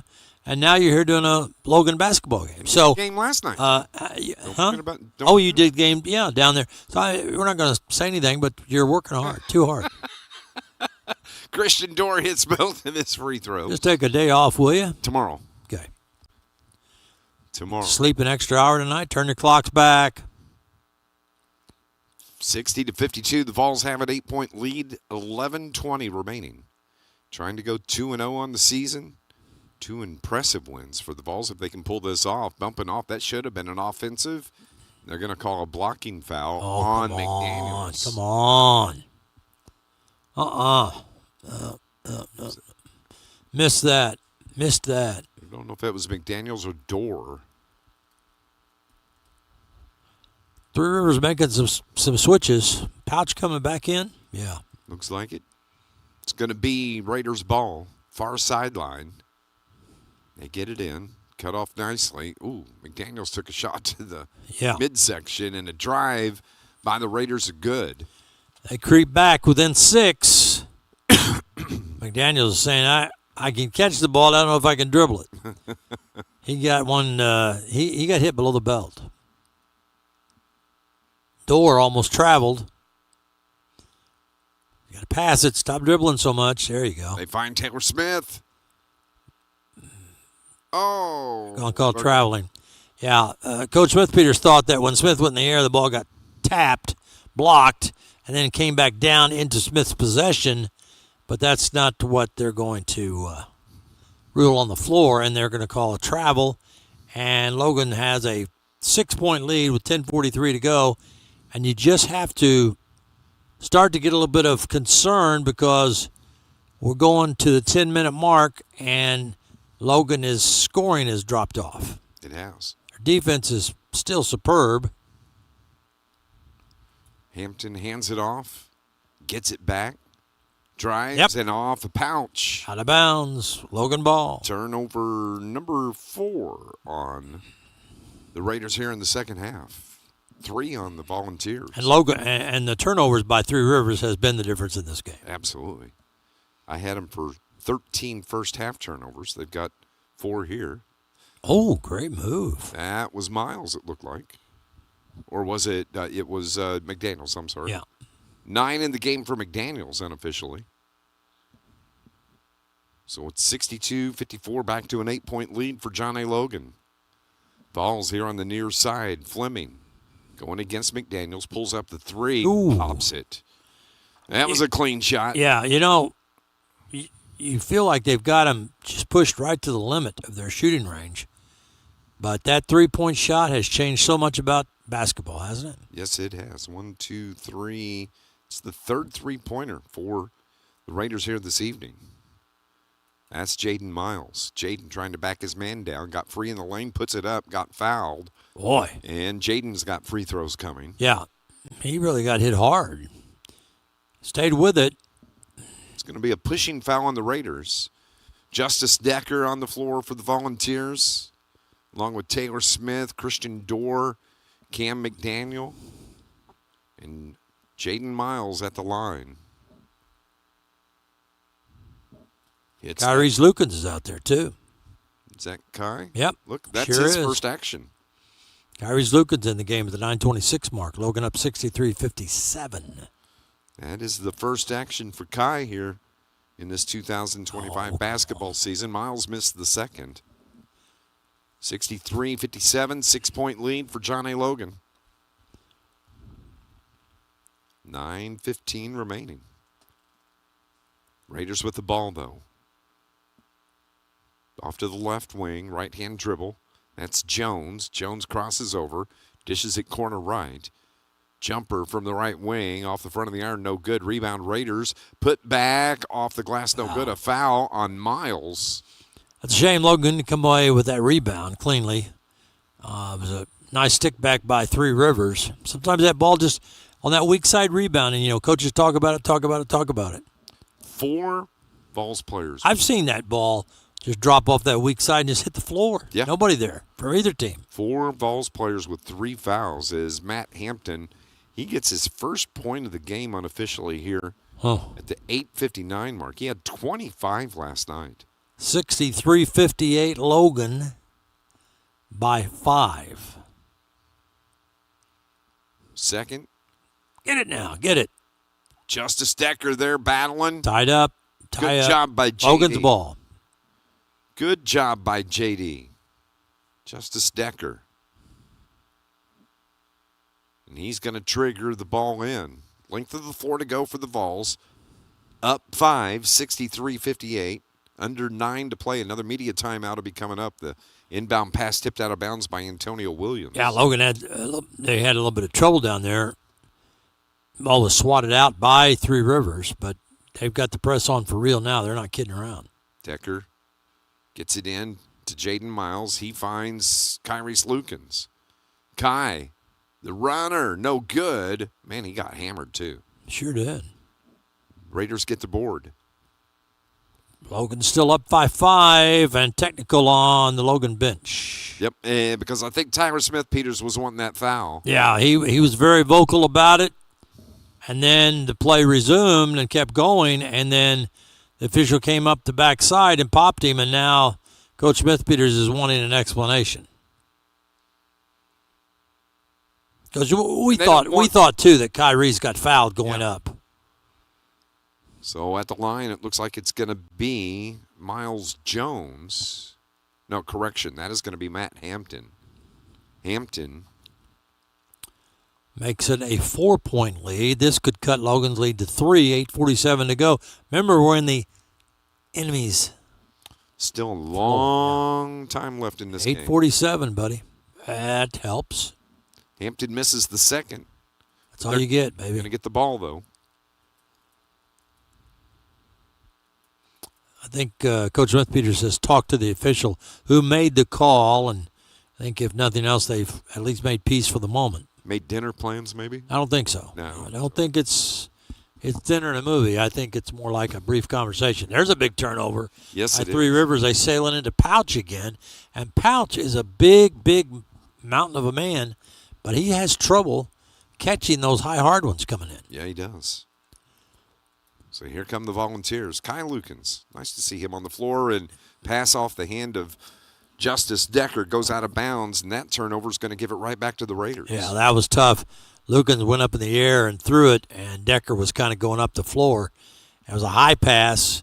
That's sometimes you see a player when they get in there, players jump higher, they move faster than they did in high school, and so sometimes that pass goes awry. So now Hampton with the handle, feeds it to Pouch, right back to Hampton. And that is Francis. It gets to the That's a corner. travel. There should have been a travel. Turnover. Here goes Taylor Smith. He's got it out on the left wing for the Vols. Skip pass right side. Jaden Miles holding it like Not he was from gonna out shoot. there, baby. Man, I thought he was going to tee it Thought he was up. going to launch about a 27-footer. Kai Lukens up on the logo. Back and forth with a left-hand dribble, takes it to the hole, and a foul is going to be on the Raiders. Yeah. And that is going to be on Tristan Fleming. You know, these are valuable minutes. I'm sorry, didn't mean to interrupt. These are some valuable minutes for Lukens in a situation like this. 7:55 left, Logan up 63-59, and he's out there essentially running the offense. Well, I mean, you got to remember, when you look at the foul trouble that the Vols are in, Cameron McDaniel's leading the way. He's got 4 fouls. Right. You've got Barfield with 3. You have Carl Payne. Christian Dorr with 3. So, I mean, next man up. Well, and it's not like they look down there. I can tell you this for sure. It's not like Tyler Smith looks down there and goes, "Oh boy, well let's put in Heron's all-time leading scorer." I mean, it's not like it's a pretty nice problem to have to look down there. But Logan's backcourt, with Rucker not playing, he got injured last night. It's important for guys like Lukens and DeCarl Payne and these guys to really and that's another key with Jaden Miles, because you see how he handles the ball out there. Yep. He scared us to death. We thought he was going to shoot a 27-footer, but he on the inbounds pass he got it against the press and was able to spot somebody because he's up so high at 6'9". You know, the one thing we've not really talked a whole lot about. Pastrami? Yep, Pastrami. We don't talk enough about that. But the local guys on this. Oh, yeah. We got Drew Barrington, who's a redshirt freshman this year. We mentioned Kai. We knew Kai was going to see some time. Yeah. You got Cade Brooks from Murfreesboro and Ethan Simmons from Marion. Mm-hmm. Jaden Miles. Free throw's good. Is good. That's a shot when needed by Mr. Miles. Puts Logan up by 5 again. Dump this one in. But Decker gets the rebound, though. Yeah, Saves so Logan Taylor gets Smith. Logan gets it back. Don't do that, Jaden Miles. He got Marcus that out there Eves. again and started to cock and fire. As Eves has the ball, being hounded defensively and gets the separation, gets the screen from Miles. Left-hand dribble, reverses back to the corner right. Taylor Smith launches the 3. Air ball. Oh, boy, what was that? Shot clock was running out. He just had to put it up. The Now- runner. Oh, what a block. Oh, don't from call that Taylor a foul. Smith. Don't call that a was foul on all Taylor. ball. Let's see the replay on that, fellas. Come on. Pablo Bluff had a run out. Three Rivers had a run out. So Taylor Smith joins the 3 foul club. Well, you know what's better than that? The 4 foul club. Are the perks any better? No, still the same. Got to return your car the next day. Yep. Tristan Fleming at Full the gas tank, please. Yeah, no damage. Tristan Fleming. It's the first one. Logan by 4. This clock never seems to move. We said it was a sundial in the first half. You did, and you weren't wrong. And we weren't trying to be mean, but now it's kind of seems like it is a sundial. 7:32 left to go in the game. Maybe they already set the clock back an hour here. That's what it was. Second free throw good. Logan's lead is 3, and Three Rivers is pressing. full court. Ball comes in. Logan gets it. Goes on the left side. Give and go. McDaniels. What a tough shot that was. That's Door. Christian. Whew. Boy, what a Tough shot. that was. I didn't think he was going to get it up high enough because he had a guy riding on his shoulder. He flipped it up and in. That puts Logan up by 5. Chance to go up by 6. Big, big three-point play here. Nice soft touch. Roll around and drop. 15 for Door. Wow. Last night it was McDaniels. Tonight it's Door. Look at Logan's defense. Hawking in the backcourt. Making him take every second to get over that timeline. And the Three Rivers coach down here is just fuming. Logan's defense is just keeping them out of their comfort zone. Coach Kirby. Robert Kirby. Yeah. See, nobody's moving. Nope. Nobody's moving. Now they'll get a shot off down the Nice throw it out of feed. bounds again. And they're going to say Decker touched it last for the balls. Boy, they're lucky there. Yeah, they were. That was a wraparound pass that the guy from Three Rivers was not expecting. It looked like a hit right off his chest and went out of bounds. 6:50 remaining here. 67-61. Vols have the lead. Jumper corner right. Oh, they're going to call McDaniels for the foul, and that should be number 5. Down in the corner. Yep. Yeah. And it's going to be a 3-shot Yeah. foul coming. He was behind the mark, and McDaniels wasn't going to go out there, and then he did, and there was a collision. Yep. And the shooter, to be honest, he sold it pretty well. Yep. After he got hit. First of 3 is good. Josiah Cotto, his first second-half point. He's setting at 14 in the game. Logan by 5. Oh, missed the second one. 6:49 to go. And because he's behind the three-point line, when McDaniels clocked him, he's going to get a third. Now a substitution coming in for Three Rivers. Antonio Williams. DeCarl Payne into the game now for Tyler Smith-Peters. I think he replaced Cameron McDaniels, who just fouled out. 2 out of 3 from the free throw line. 15 for Josiah Cotto. 6:45 to go. 67-63 Logan. Still in control of their own destiny here. So it's Marcus Eves. Double team spins away. Sidesteps the defender, floats it up. Tipped up and no good. Jaden Miles in there battling, but it's the Raiders that come away with it. Marcus Eves cuts off the pass. Good defense in the back. Oh, they almost stole it in the backcourt. Almost. They better get it across. They finally do. Down 4, 67-63 Raiders ball. Runners fouled.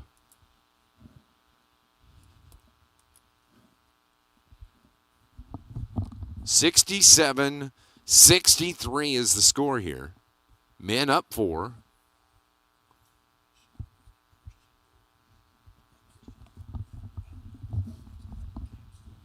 Okay, Christian Dorr is the one that picked up that foul. We thought that Cam McDaniels fouled out on. So, But right now, Three Rivers is doing to Logan what Logan did to Three Rivers in the first half, and that's make points with the clock stopped from the stripe. and it's been Josiah Cotto. He's hit 3 in a row, or 3 of 4. 67-64 is Logan's lead, and another free throw coming for Three Rivers.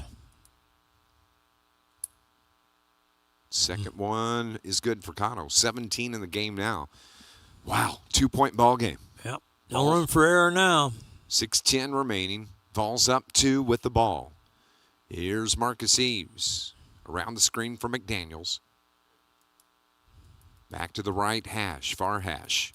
Bumps into a couple defenders, finds Justice Decker. Hit that one, baby. Won't go. Rebound Raiders. Tough shot down in the corner and a foul to boot, which is not a smart play on McDaniels in the backcourt. So far, Justice Decker is the only left-handed shot that I've seen from our Vols this year. Well, I wish we'd seen a better one there just a moment ago. And we still haven't. I mean, you got to take the shot. Yeah. You're wide open, Yep. and you got to be comfortable about taking that shot and confident that you can make it. But Tristan Fleming steps to the line for the Raiders. tie it up here. 5:52 left. All right. Misses the first. Thank you. I'll take another. Fleming had 14 in their loss in overtime last night to Gulf Coast State College. But he's got 12, now 13. 1 point lead for Logan, 67-66. 5:45 to go. Goose that clock a little bit for me, will you? I'm trying. Decker. Decker on top.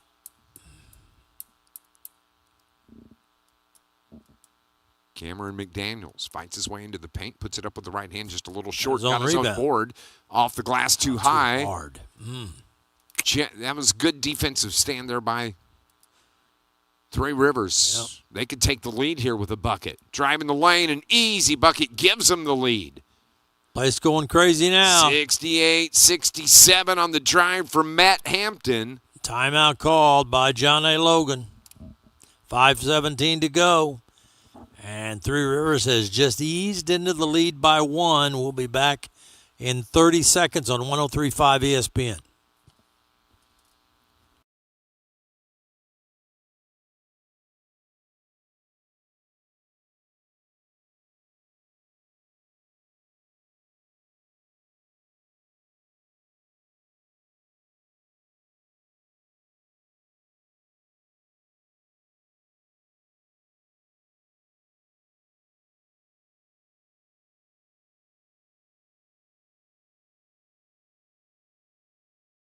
It's Dave McKenzie, Mike Murphy with you. Coach Charlie Jones is in the house, just getting back from Moberly, and congratulations to John A. Logan women. They picked up a couple of wins this weekend. Yesterday they beat Moberly, and tonight this afternoon they beat Independence Community College. So they start the season 2-0 for the first time. Charlie said he didn't have a single point in that girls' game. Yeah, he said he didn't do anything. Yeah, I said don't know if he even went. Did he even go? He may have been in the car the He whole might have time. not gone in there. Might have not gone. Drove the bus, Yeah. maybe. Charlie Jones is a fantastic coach and a better individual. Not a lot of people you can say that about. That's like true. you, for example. You're a great radio guy. Logan trying to get it. Oh, Taylor Smith. Count it. That's a 3-ball, baby. From Taylor. Puts Logan up 70-68. Everybody's sitting down there now at Poplar Bluff. Nobody's shaking the seats now, are they? Could that be the proverbial switch that gets the Vols going here? Another foul. Another foul. Down low. And that's going to be on Payne, I do believe. Think? Nope, Miles. Yeah. Unofficially, that's 4 on Jaden. Well, you got to have 3 or 4 in the dance card or you can't be on the floor right now in Poplar Bluff. Antonio Williams at the line. Gets that one to go. Boy, oh boy. 16 for Williams. We're heading for a Don't photo you say finish. It. I'm not going to say that. Second from Williams is good. Man, 70-70 tie. 4:43 to go. Thought you said you weren't going to say it. 4:40. Here come to Carl Payne. He's on the far side of the floor. Backs his man down, got free. Oh, what a nice drop step. Puts up the shot, no good. Couldn't get it to go. He got the separation he wanted. Just couldn't get it to fall. Now the Raiders with the ball. Here's Hampton. Hampton has Eves on him defensively. Marcus cuts off the drive left side. Right back to Hampton. Hampton inside the arc. Finds the cutter. The slasher puts it up with the right hand on the slide step from Josiah Cotto. European step is alive and well in Missouri. 19 for Josiah Now Cotto. Logan's down 2. Come on, boys. Battle back. McDaniels open for 3 straight away. No good. Decker fights for the board, but it's off of JD. And it's going to belong to the Raiders. The under 4 timeout. Here with 3:49 remaining. It's Dave McKenzie, Mike Murphy. We've got the rest of the game, just 4 minutes remaining. We'll be back in 60 seconds here on 103.5 ESPN.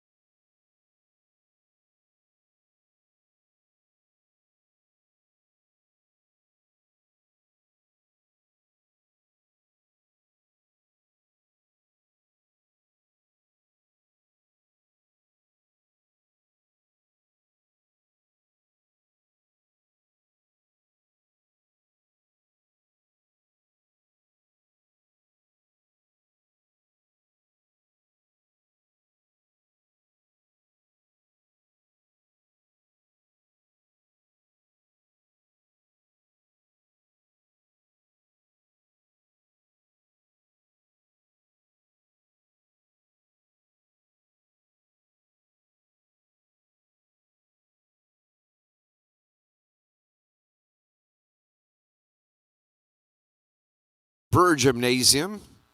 John A. Logan College, the men's basketball team down in Poplar Bluff, updating the World Series, top of the 7th. Blue Jays have a 4-2 lead over the Dodgers. The first time they'd won it in 32 years. Was that Joe Carter year? Yeah. Yeah. 72-70. Vols need some points here.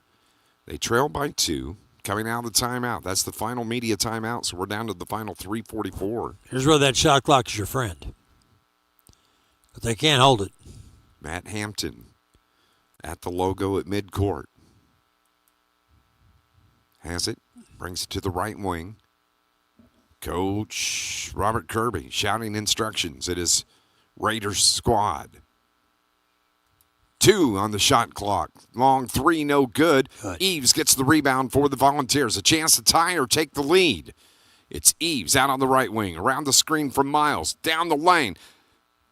Ball stripped out of bounds. Last touch by Raiders. And the Logan bench screaming foul, but I think it was a pretty good play by the Poplar Bluff player.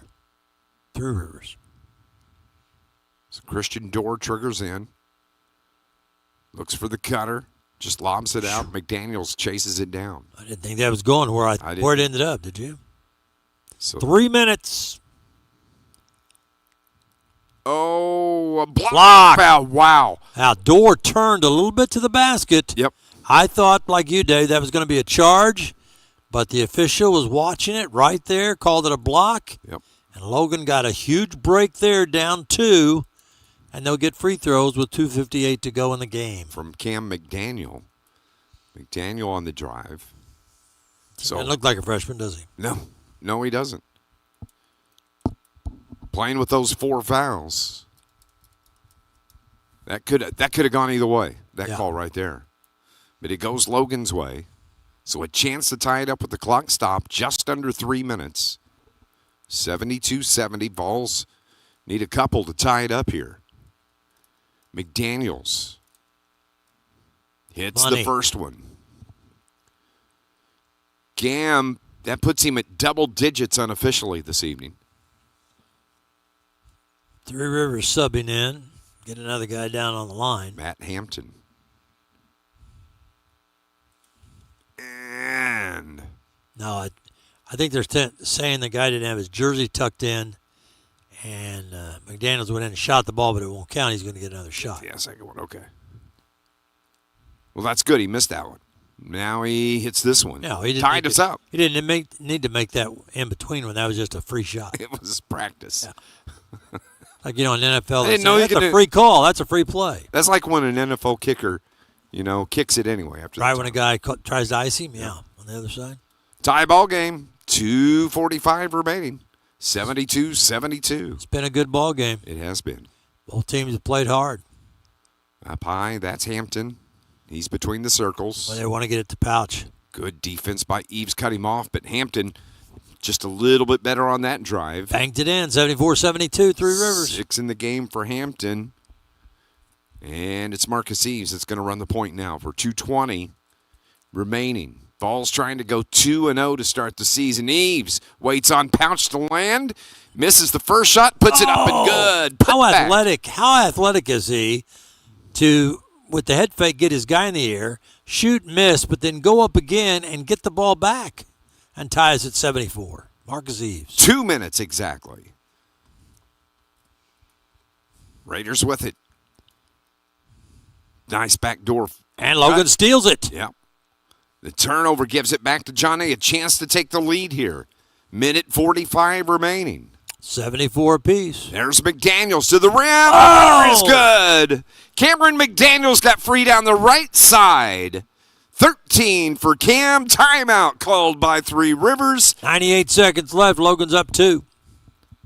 76-74 with a minute 38. Timeout called, and it's a full timeout. We'll be back in 30 seconds here on 103.5 ESPN.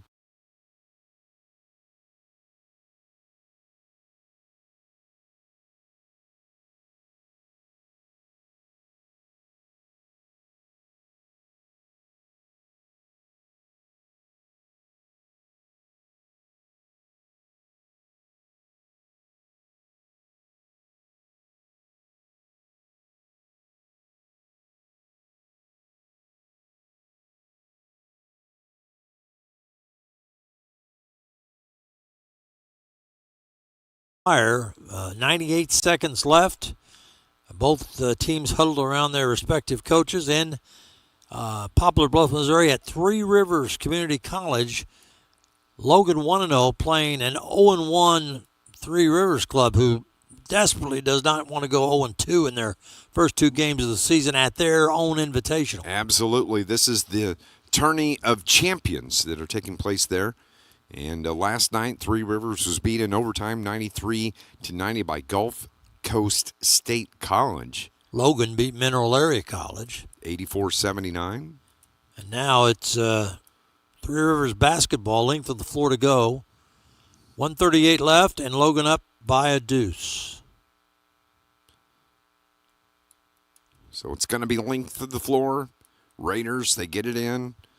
It's Josiah Cotto that takes over. Remember, the Raiders have been plagued all game by turnovers.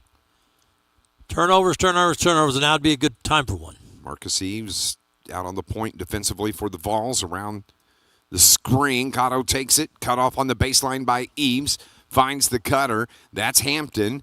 Back into the paint. Up, shot is good. Oh, that's a hard shot from Josiah Cotto. Yeah, and lucky that they didn't call an and one. 1 minute to go. We're tied at 76. Here comes Eves. Right-hand dribble across midcourt. Free, off the low block. Misses the runner with the right hand. It's a quick shot from Eves. Yeah, it wasn't a really good shot because he was double-teamed. The other guy didn't leave. So with the clock ticking, 45 seconds remaining. Here are the Raiders from Three Rivers Community College in Poplar Bluff. Hampton crosses over, jabs inside the arc, free down the left side, pulls up the dribble, whips it back up top to Cotto. Cotto has Decker on him defensively. 4 on the shot clock. Runs, puts good defense. Jaden Miles picked up the foul. Jaden was right there to cut off the drive. And we'll have to see if I've got that is number 5 on Jaden. Yeah, they'd worked the shot clock down to 2 seconds when the Three Rivers player took off in the lane. He's still on his back,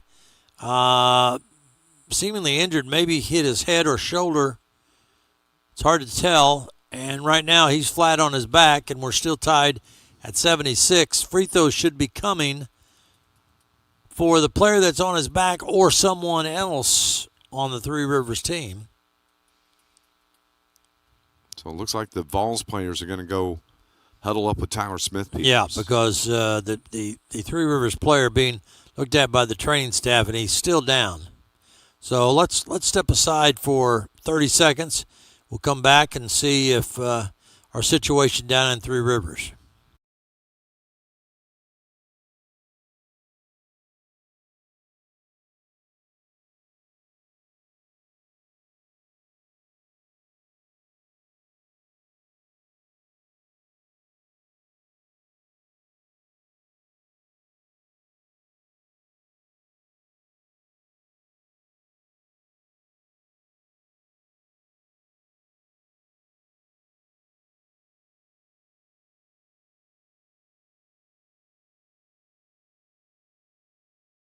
Six seconds is all that remains in this game. Tied up 76-76. Vols trying to go to 2-0 on the season. Three Rivers trying to even up the record, but it's going to be Johan Pouch at the line for the Raiders, a chance to give them a lead here with under 30 to play. Pouch, the left-hander, this evening, setting on 12 points. He's got 2 in the second half. His first free throw is good. He's shooting that left-handed, isn't he? Yep. 13. Oh, that just should be a crime. Be that big and left-handed? That's just not fair. 6'10". Cans them both. 2-point lead. Logan's got it for the final 23 seconds.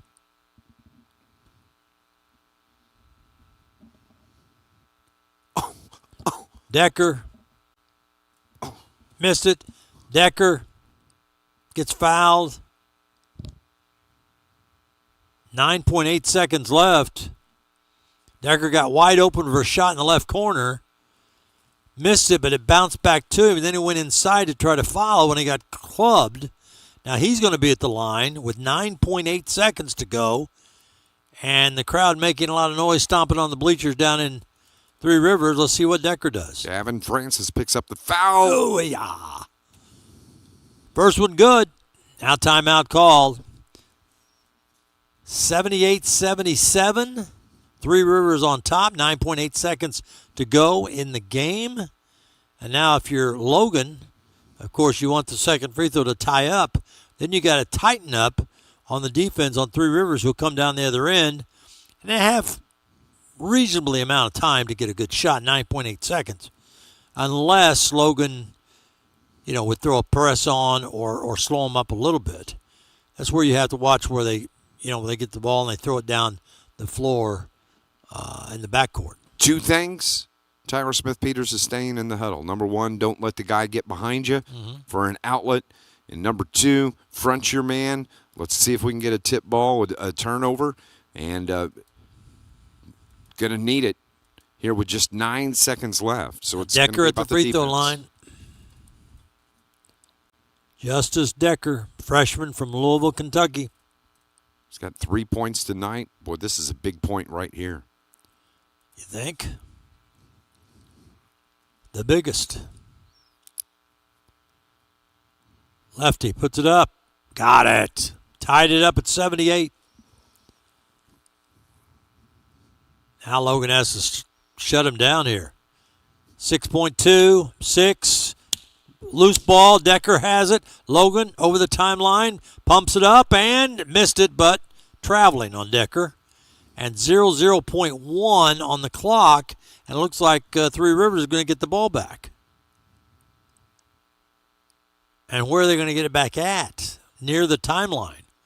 Looks like we're headed for overtime unless Three Rivers can pull a rabbit out of their hat. Timeout's been called.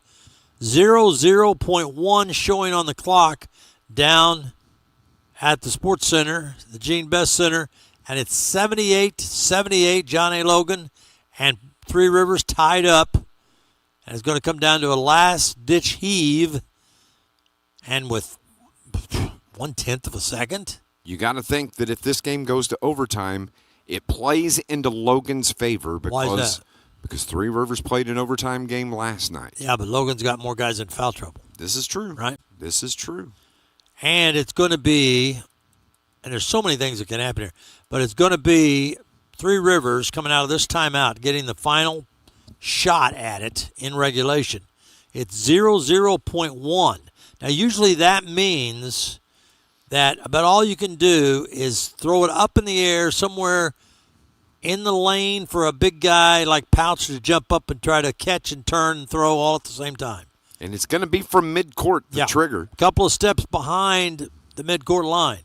So not deep in the backcourt, but just over the timeline. And Decker's going to be there to bother him. And here comes the throw in the corner. Long bomb. Nope. Didn't get it Overtime. Overtime coming. Tied at 78. And we are going to overtime. 5 minutes in the overtime period.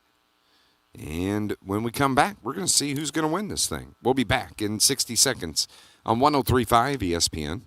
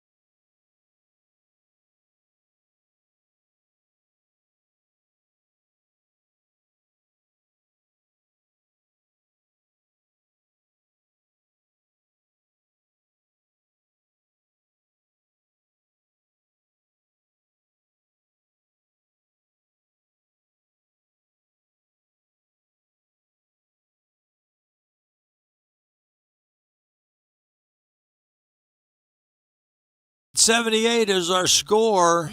Mike Murphy, Dave McKenzie sweating it out here as the Volunteers, who led most of this game against Three Rivers on their home floor, And we're going to have an overtime period of 5 minutes, and here we go. It's going to be Johan Pouch jumping against Jaden Miles to start things here in the OT period. 5 minutes on the clock. Ball is in the air, and it's controlled by the Raiders. Moving left to right in the home whites, tied up 78-78. That's Matt Hampton. Over to the left side, open three, too strong, and the rebound is grabbed by Marcus Eves. Now Logan gets the stop. Now let's get the bucket. Take the lead. McDaniels. Eves. They're doubling. Eves turns the corner. There's Decker, left baseline, into, is that Daniels? Miles. And Miles got the stick in, and Logan's got the lead back. 80-78. Here come the Raiders. Down the line. Oh! Blocked by Miles. Yep. Outlet pass. McDaniels to the hole. That's the guy right in his face, and he laid it on the left side. Logan's up 82-78, 4 minutes to go. 15 in the game for McDaniels. Now, Three Rivers will get a little bit hurried because they have to be thinking about that. Even though there's 3:50 left, that's a lot of time. But now when you look up and you're down 82-78, you're thinking, uh-oh, got to get it back here. Coach Robert Kirby barking at Pouch. his team. Pump fake, left-handed jumper, and he got it again. My goodness. He just sticks that thing down in there. 16 for Pouch. 2-point lead for Logan, 3.5 to go. In OT at Poplar Bluff. Three Rivers, John A. Logan. That's Dorr. Called him for traveling. He did, too. No doubt about it. Tyler Smith-Peters is asking for an explanation, but it sure looked like it on the left elbow to me that he just turned and was dragging a foot.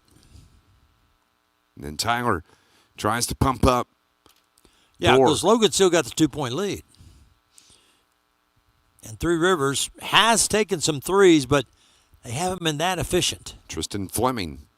He's at midcourt on the Raider logo. Bounce pass to the left wing. Down 2, 82-80. Good switch by Decker. Yes, it was.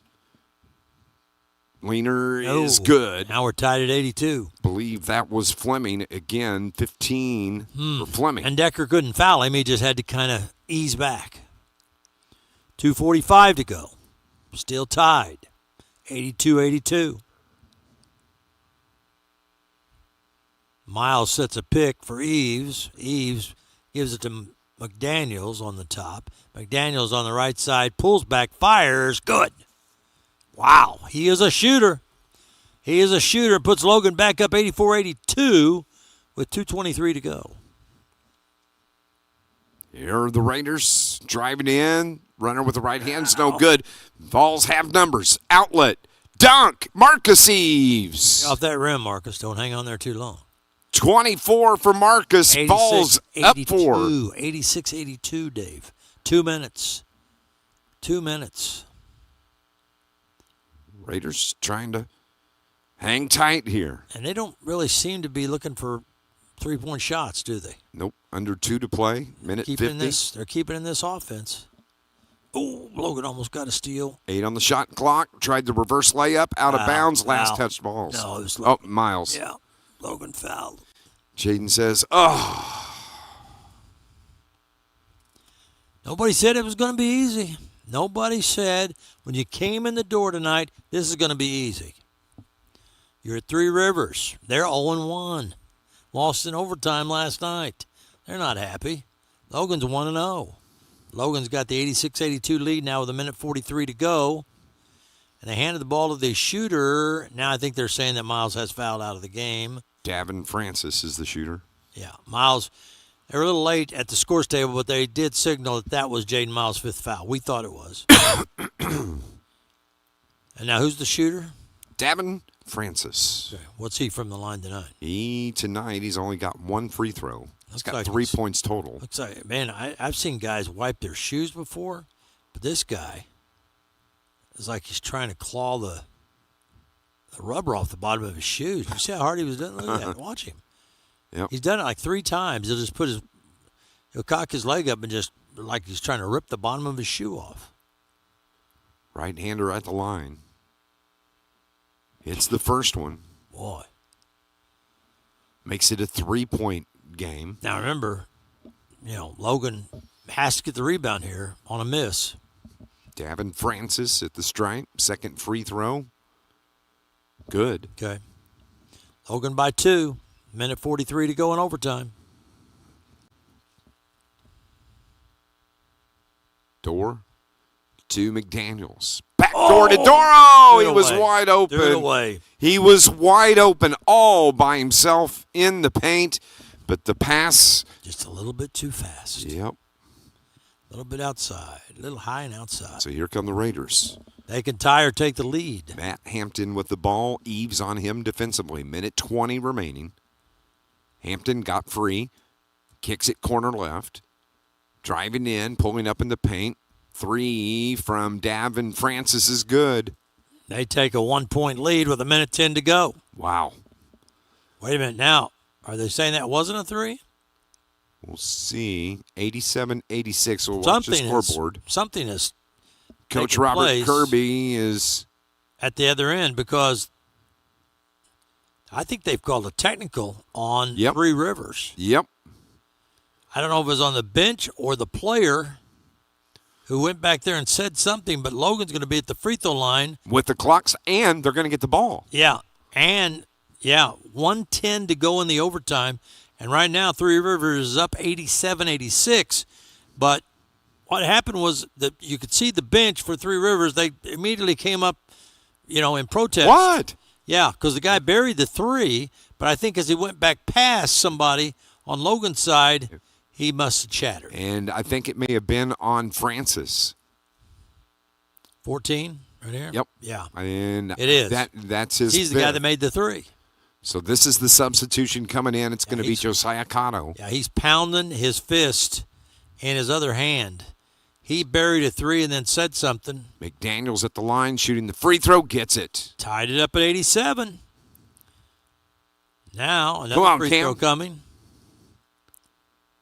Boomo. 88-87, Logan by 1, and Logan gets the ball. 1:10 to go. 17 in the game for Cam McDaniels here this evening. Full court. Length of the floor to go for Logan. Decker will throw it in.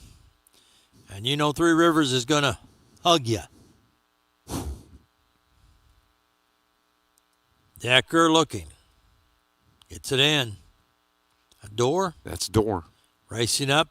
And they're trying to foul him. Down to 103. This clock, does it ever run? Does it ever move? At the top, McDaniels. We're under a minute now. Top of the key now. It is Door. Door trying to make his move. Right side. Layup. Good. Banked it in. Christian Door. 19 in the game. Raiders down 3, 42 seconds remaining. Now they're going to have to look at that 3 ball. And this is not their forte. Inside the that's arc a walk. Corner right, not called. But that walk. He stepped out of bounds. Yep. He stepped out of bounds in the right corner, and the Three Rivers player is just being verbally undressed by the coach, Coach Kirby. But it's going to be Logan's ball, 33.4 seconds. And Logan up 3 with the ball. And timeout called by Three Rivers because Coach Kirby wants to set something up. Plus, he wants to keep screaming at that guy that just stepped out of bounds. And it was the same thing, Dave. We see it all the time. You get that ball down in the corner, and your first move, and he took that back foot, stepped out of bounds. And the official was right there. It happened right in front of the official. Yep. Big turnover. Vols going to get the ball back. And may escape this ball game and have a 2-0 mark heading to Iowa next weekend. Remember, the Vols had a 12-point lead there in the first half a couple of times. Yep. But Three Rivers battled back, and it's just been back and forth. Three Rivers taking the lead. Vols have gotten the lead back. And how ironic is it that Three Rivers wasn't really ringing it up from downtown, but they took the lead on a 3, and then that player, as he retreated back up the floor, either taunted or said something to a Logan player or to an official that was heard by an official. Popped him with a tee. Logan went to the free throw line after Three Rivers took the lead on a three. Big break for the Volunteers. Oh, huge. Can they close it out And here? that's at Poplar Bluff. It is. That's a gutsy call by an official there, huh? I think Tyler Smith-Peters would be happy if the Vols can somehow win this. He's going to be a happy camper. He may not like everything he saw, but coming away from Three Rivers with 2 wins, he's going to be very happy. 90-87, Logan by 3. They inbound the ball. Door racing up the floor. They're trying to foul him. Gets it off to McDaniels. McDaniels driving inside. They're trying to foul him. They don't really want to foul because Logan's up 3. 19 seconds to go. 14 on the shot clock. McDaniels goes around the right side, drives to the bucket, lays it up and in. That ought to do it. And he was fouled, I think. And he was fouled. Nope. He wasn't fouled. They're going to give the ball to Three Rivers, 10.8. 5-point lead. 10 seconds remaining for Three Rivers. They're going to have to just lob it up across the timeline. Driving inside. Scoop shot, good. Logan's ball, 5.1. Inbounds it. Logan gets ahead of the pack. Logan's going to slam it. Eves that should be the final. Eves got behind everybody, slammed it on Pouch. Watch out, Marcus. Pull Marcus away. He wanted to go talk to Mr. Pouch face to face. Have they? Yeah, they've counted the basket by the dunk by Eves. But did they give Eves? No, I don't.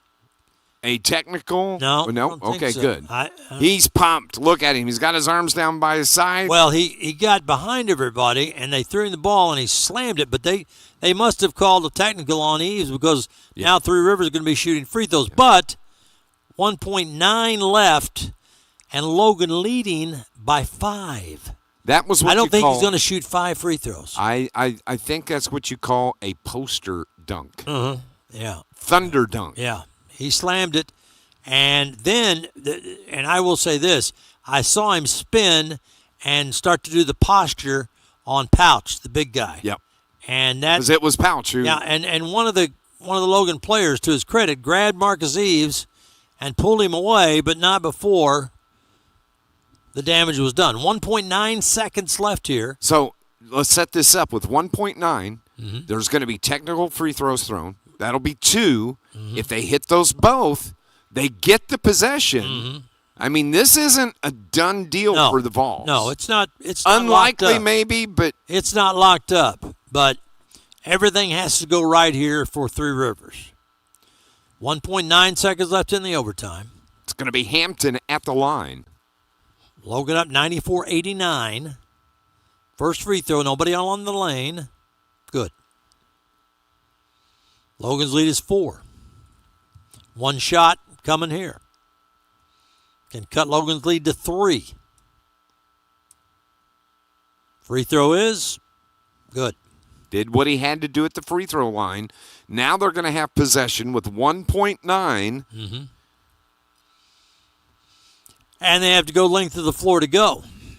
Well, did they call double technical then? Because I think so. Now Eves is going to shoot. Okay, Eves, they say Eves got fouled when he went and dunked the ball. Oh, that's right. So this is his free throw after the dunk. So possession probably will come back to Poplar. These are big free throws right here. Eves hits the first one. Rattled around and went down. Logan's leading 95-91. 1.9 left. They throw it in the backcourt, lob it up from behind the timeline, and it's all over. Logan won it. Logan won it 95-91. What an escape from Poplar Bluff. Wow.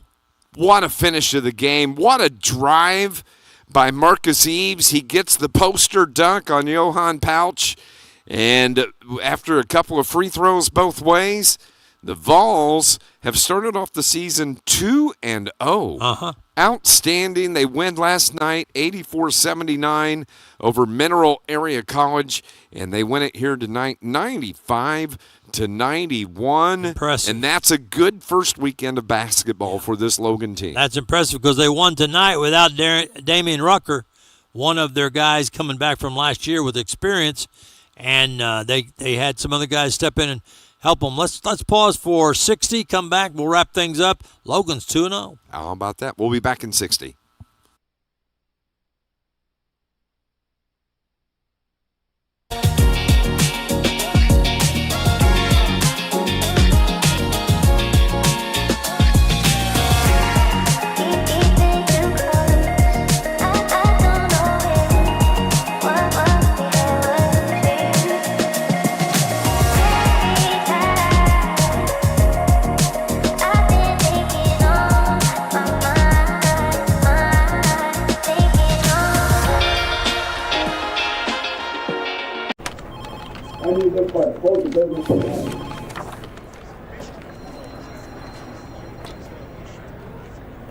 It's never too late to rewrite your story.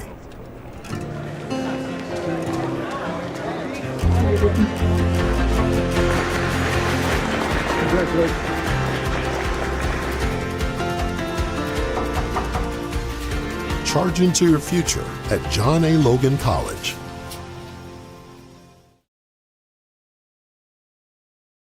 Here at Carterville, it's Dave McKenzie, Mike Murphy with you. The Vols win it in overtime tonight, 95-91. They've won the first two games of the season. Let's go through the scoring. We'll start first with Three Rivers. They've lost two games to start.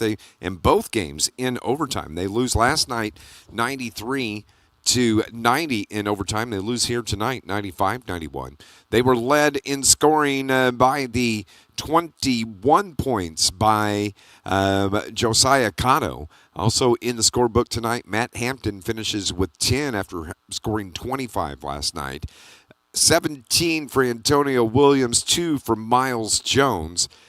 8 in the game from Davin Francis, 15 from Tristan Fleming, and 16 this evening from Johan Pouch, 2 for Kylan Jones. For John A. Logan this evening, they were led by the 27 points from Marcus Eves for the Volunteers. Also in double digits tonight, Christian Dorr finishes with 19. You have 13 from DeCarl Payne, who was very, very quiet in that second half. Cameron McDaniels finishes the night with 19 on the night. So the Vols send 1, 2, 3, 4 players into double digits. Also in the scorebook, Justice Decker finishes with 4. 7 from Taylor Smith, 6 from Jaden Miles tonight, 1 from Keyshawn Barfield. And let me tell you what, these stats are far from official tonight, but that's what we had. Nonetheless, the Vols have won the first two hard-fought games, and they're going to be playing 2 more extremely tough games coming up this next weekend when they take on Coffeyville Community College and Indian Hills, both top-ranked in the top 20 in the NJCAA. But, you know, there's things that Logan needs to clean up, and they'll do that in practice this week. But I think if we were to talk with Tyler Smith-Peters right now, he would be happy with 2 wins to start things off. I mean, Logan had 2 12-point leads disappear, but they fought back. They didn't succumb to the pressure and the runs that Three Rivers made. And Logan, had some big plays when they needed to down the stretch. And none bigger than that drive from Marcus Eves. Yep. The jam, he got fouled. They called a technical. I guess too much celebration, I think. And so then after the 2 shots at the other end by Three Rivers, then they went back and let Eves shoot one. So you got the final score there, but what a great weekend for Logan down at Poplar Bluff, Missouri. What a great weekend for sports. Yeah. Well, and the Logan women won both games this weekend too. Absolutely. So Logan men, Logan women, both start the season 2-0. I think Logan volleyball starts regionals. I think this week. Okay. Is that correct? So I don't know. You're the volleyball. I believe you're that's the volleyball announcer. I don't know. I think so. Well, it's been a wild day, long day for us, yes. right?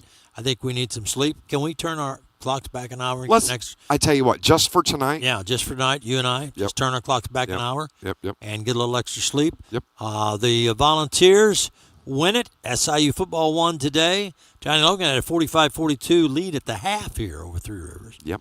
And ended up, what was the final? 95-91. 95-91 Logan. Vols are 2-0. This is a high-powered outfit. I think you're going to really love to see them. They go on the road to Iowa next weekend. We'll get them home here before long. Was it November 15th? Is that what you said, Dave? Is the first home game? Yeah, when they take on Parkland. Yeah. And we'll see what they are going to play at Wren Lake on the 12th. Oh, okay. All right. So that's close enough, too. Yep. So we will say goodbye for now. Thanks to Rick Hayes for coming in and pushing all the buttons and sliding all the knobs. And we will say Logan finishes 2-0 after 2 games at Poplar Bluff. They win the night in overtime over Three Rivers. And thanks to Dave McKenzie, I'm Mike Murphy, and we'll say good night. God bless.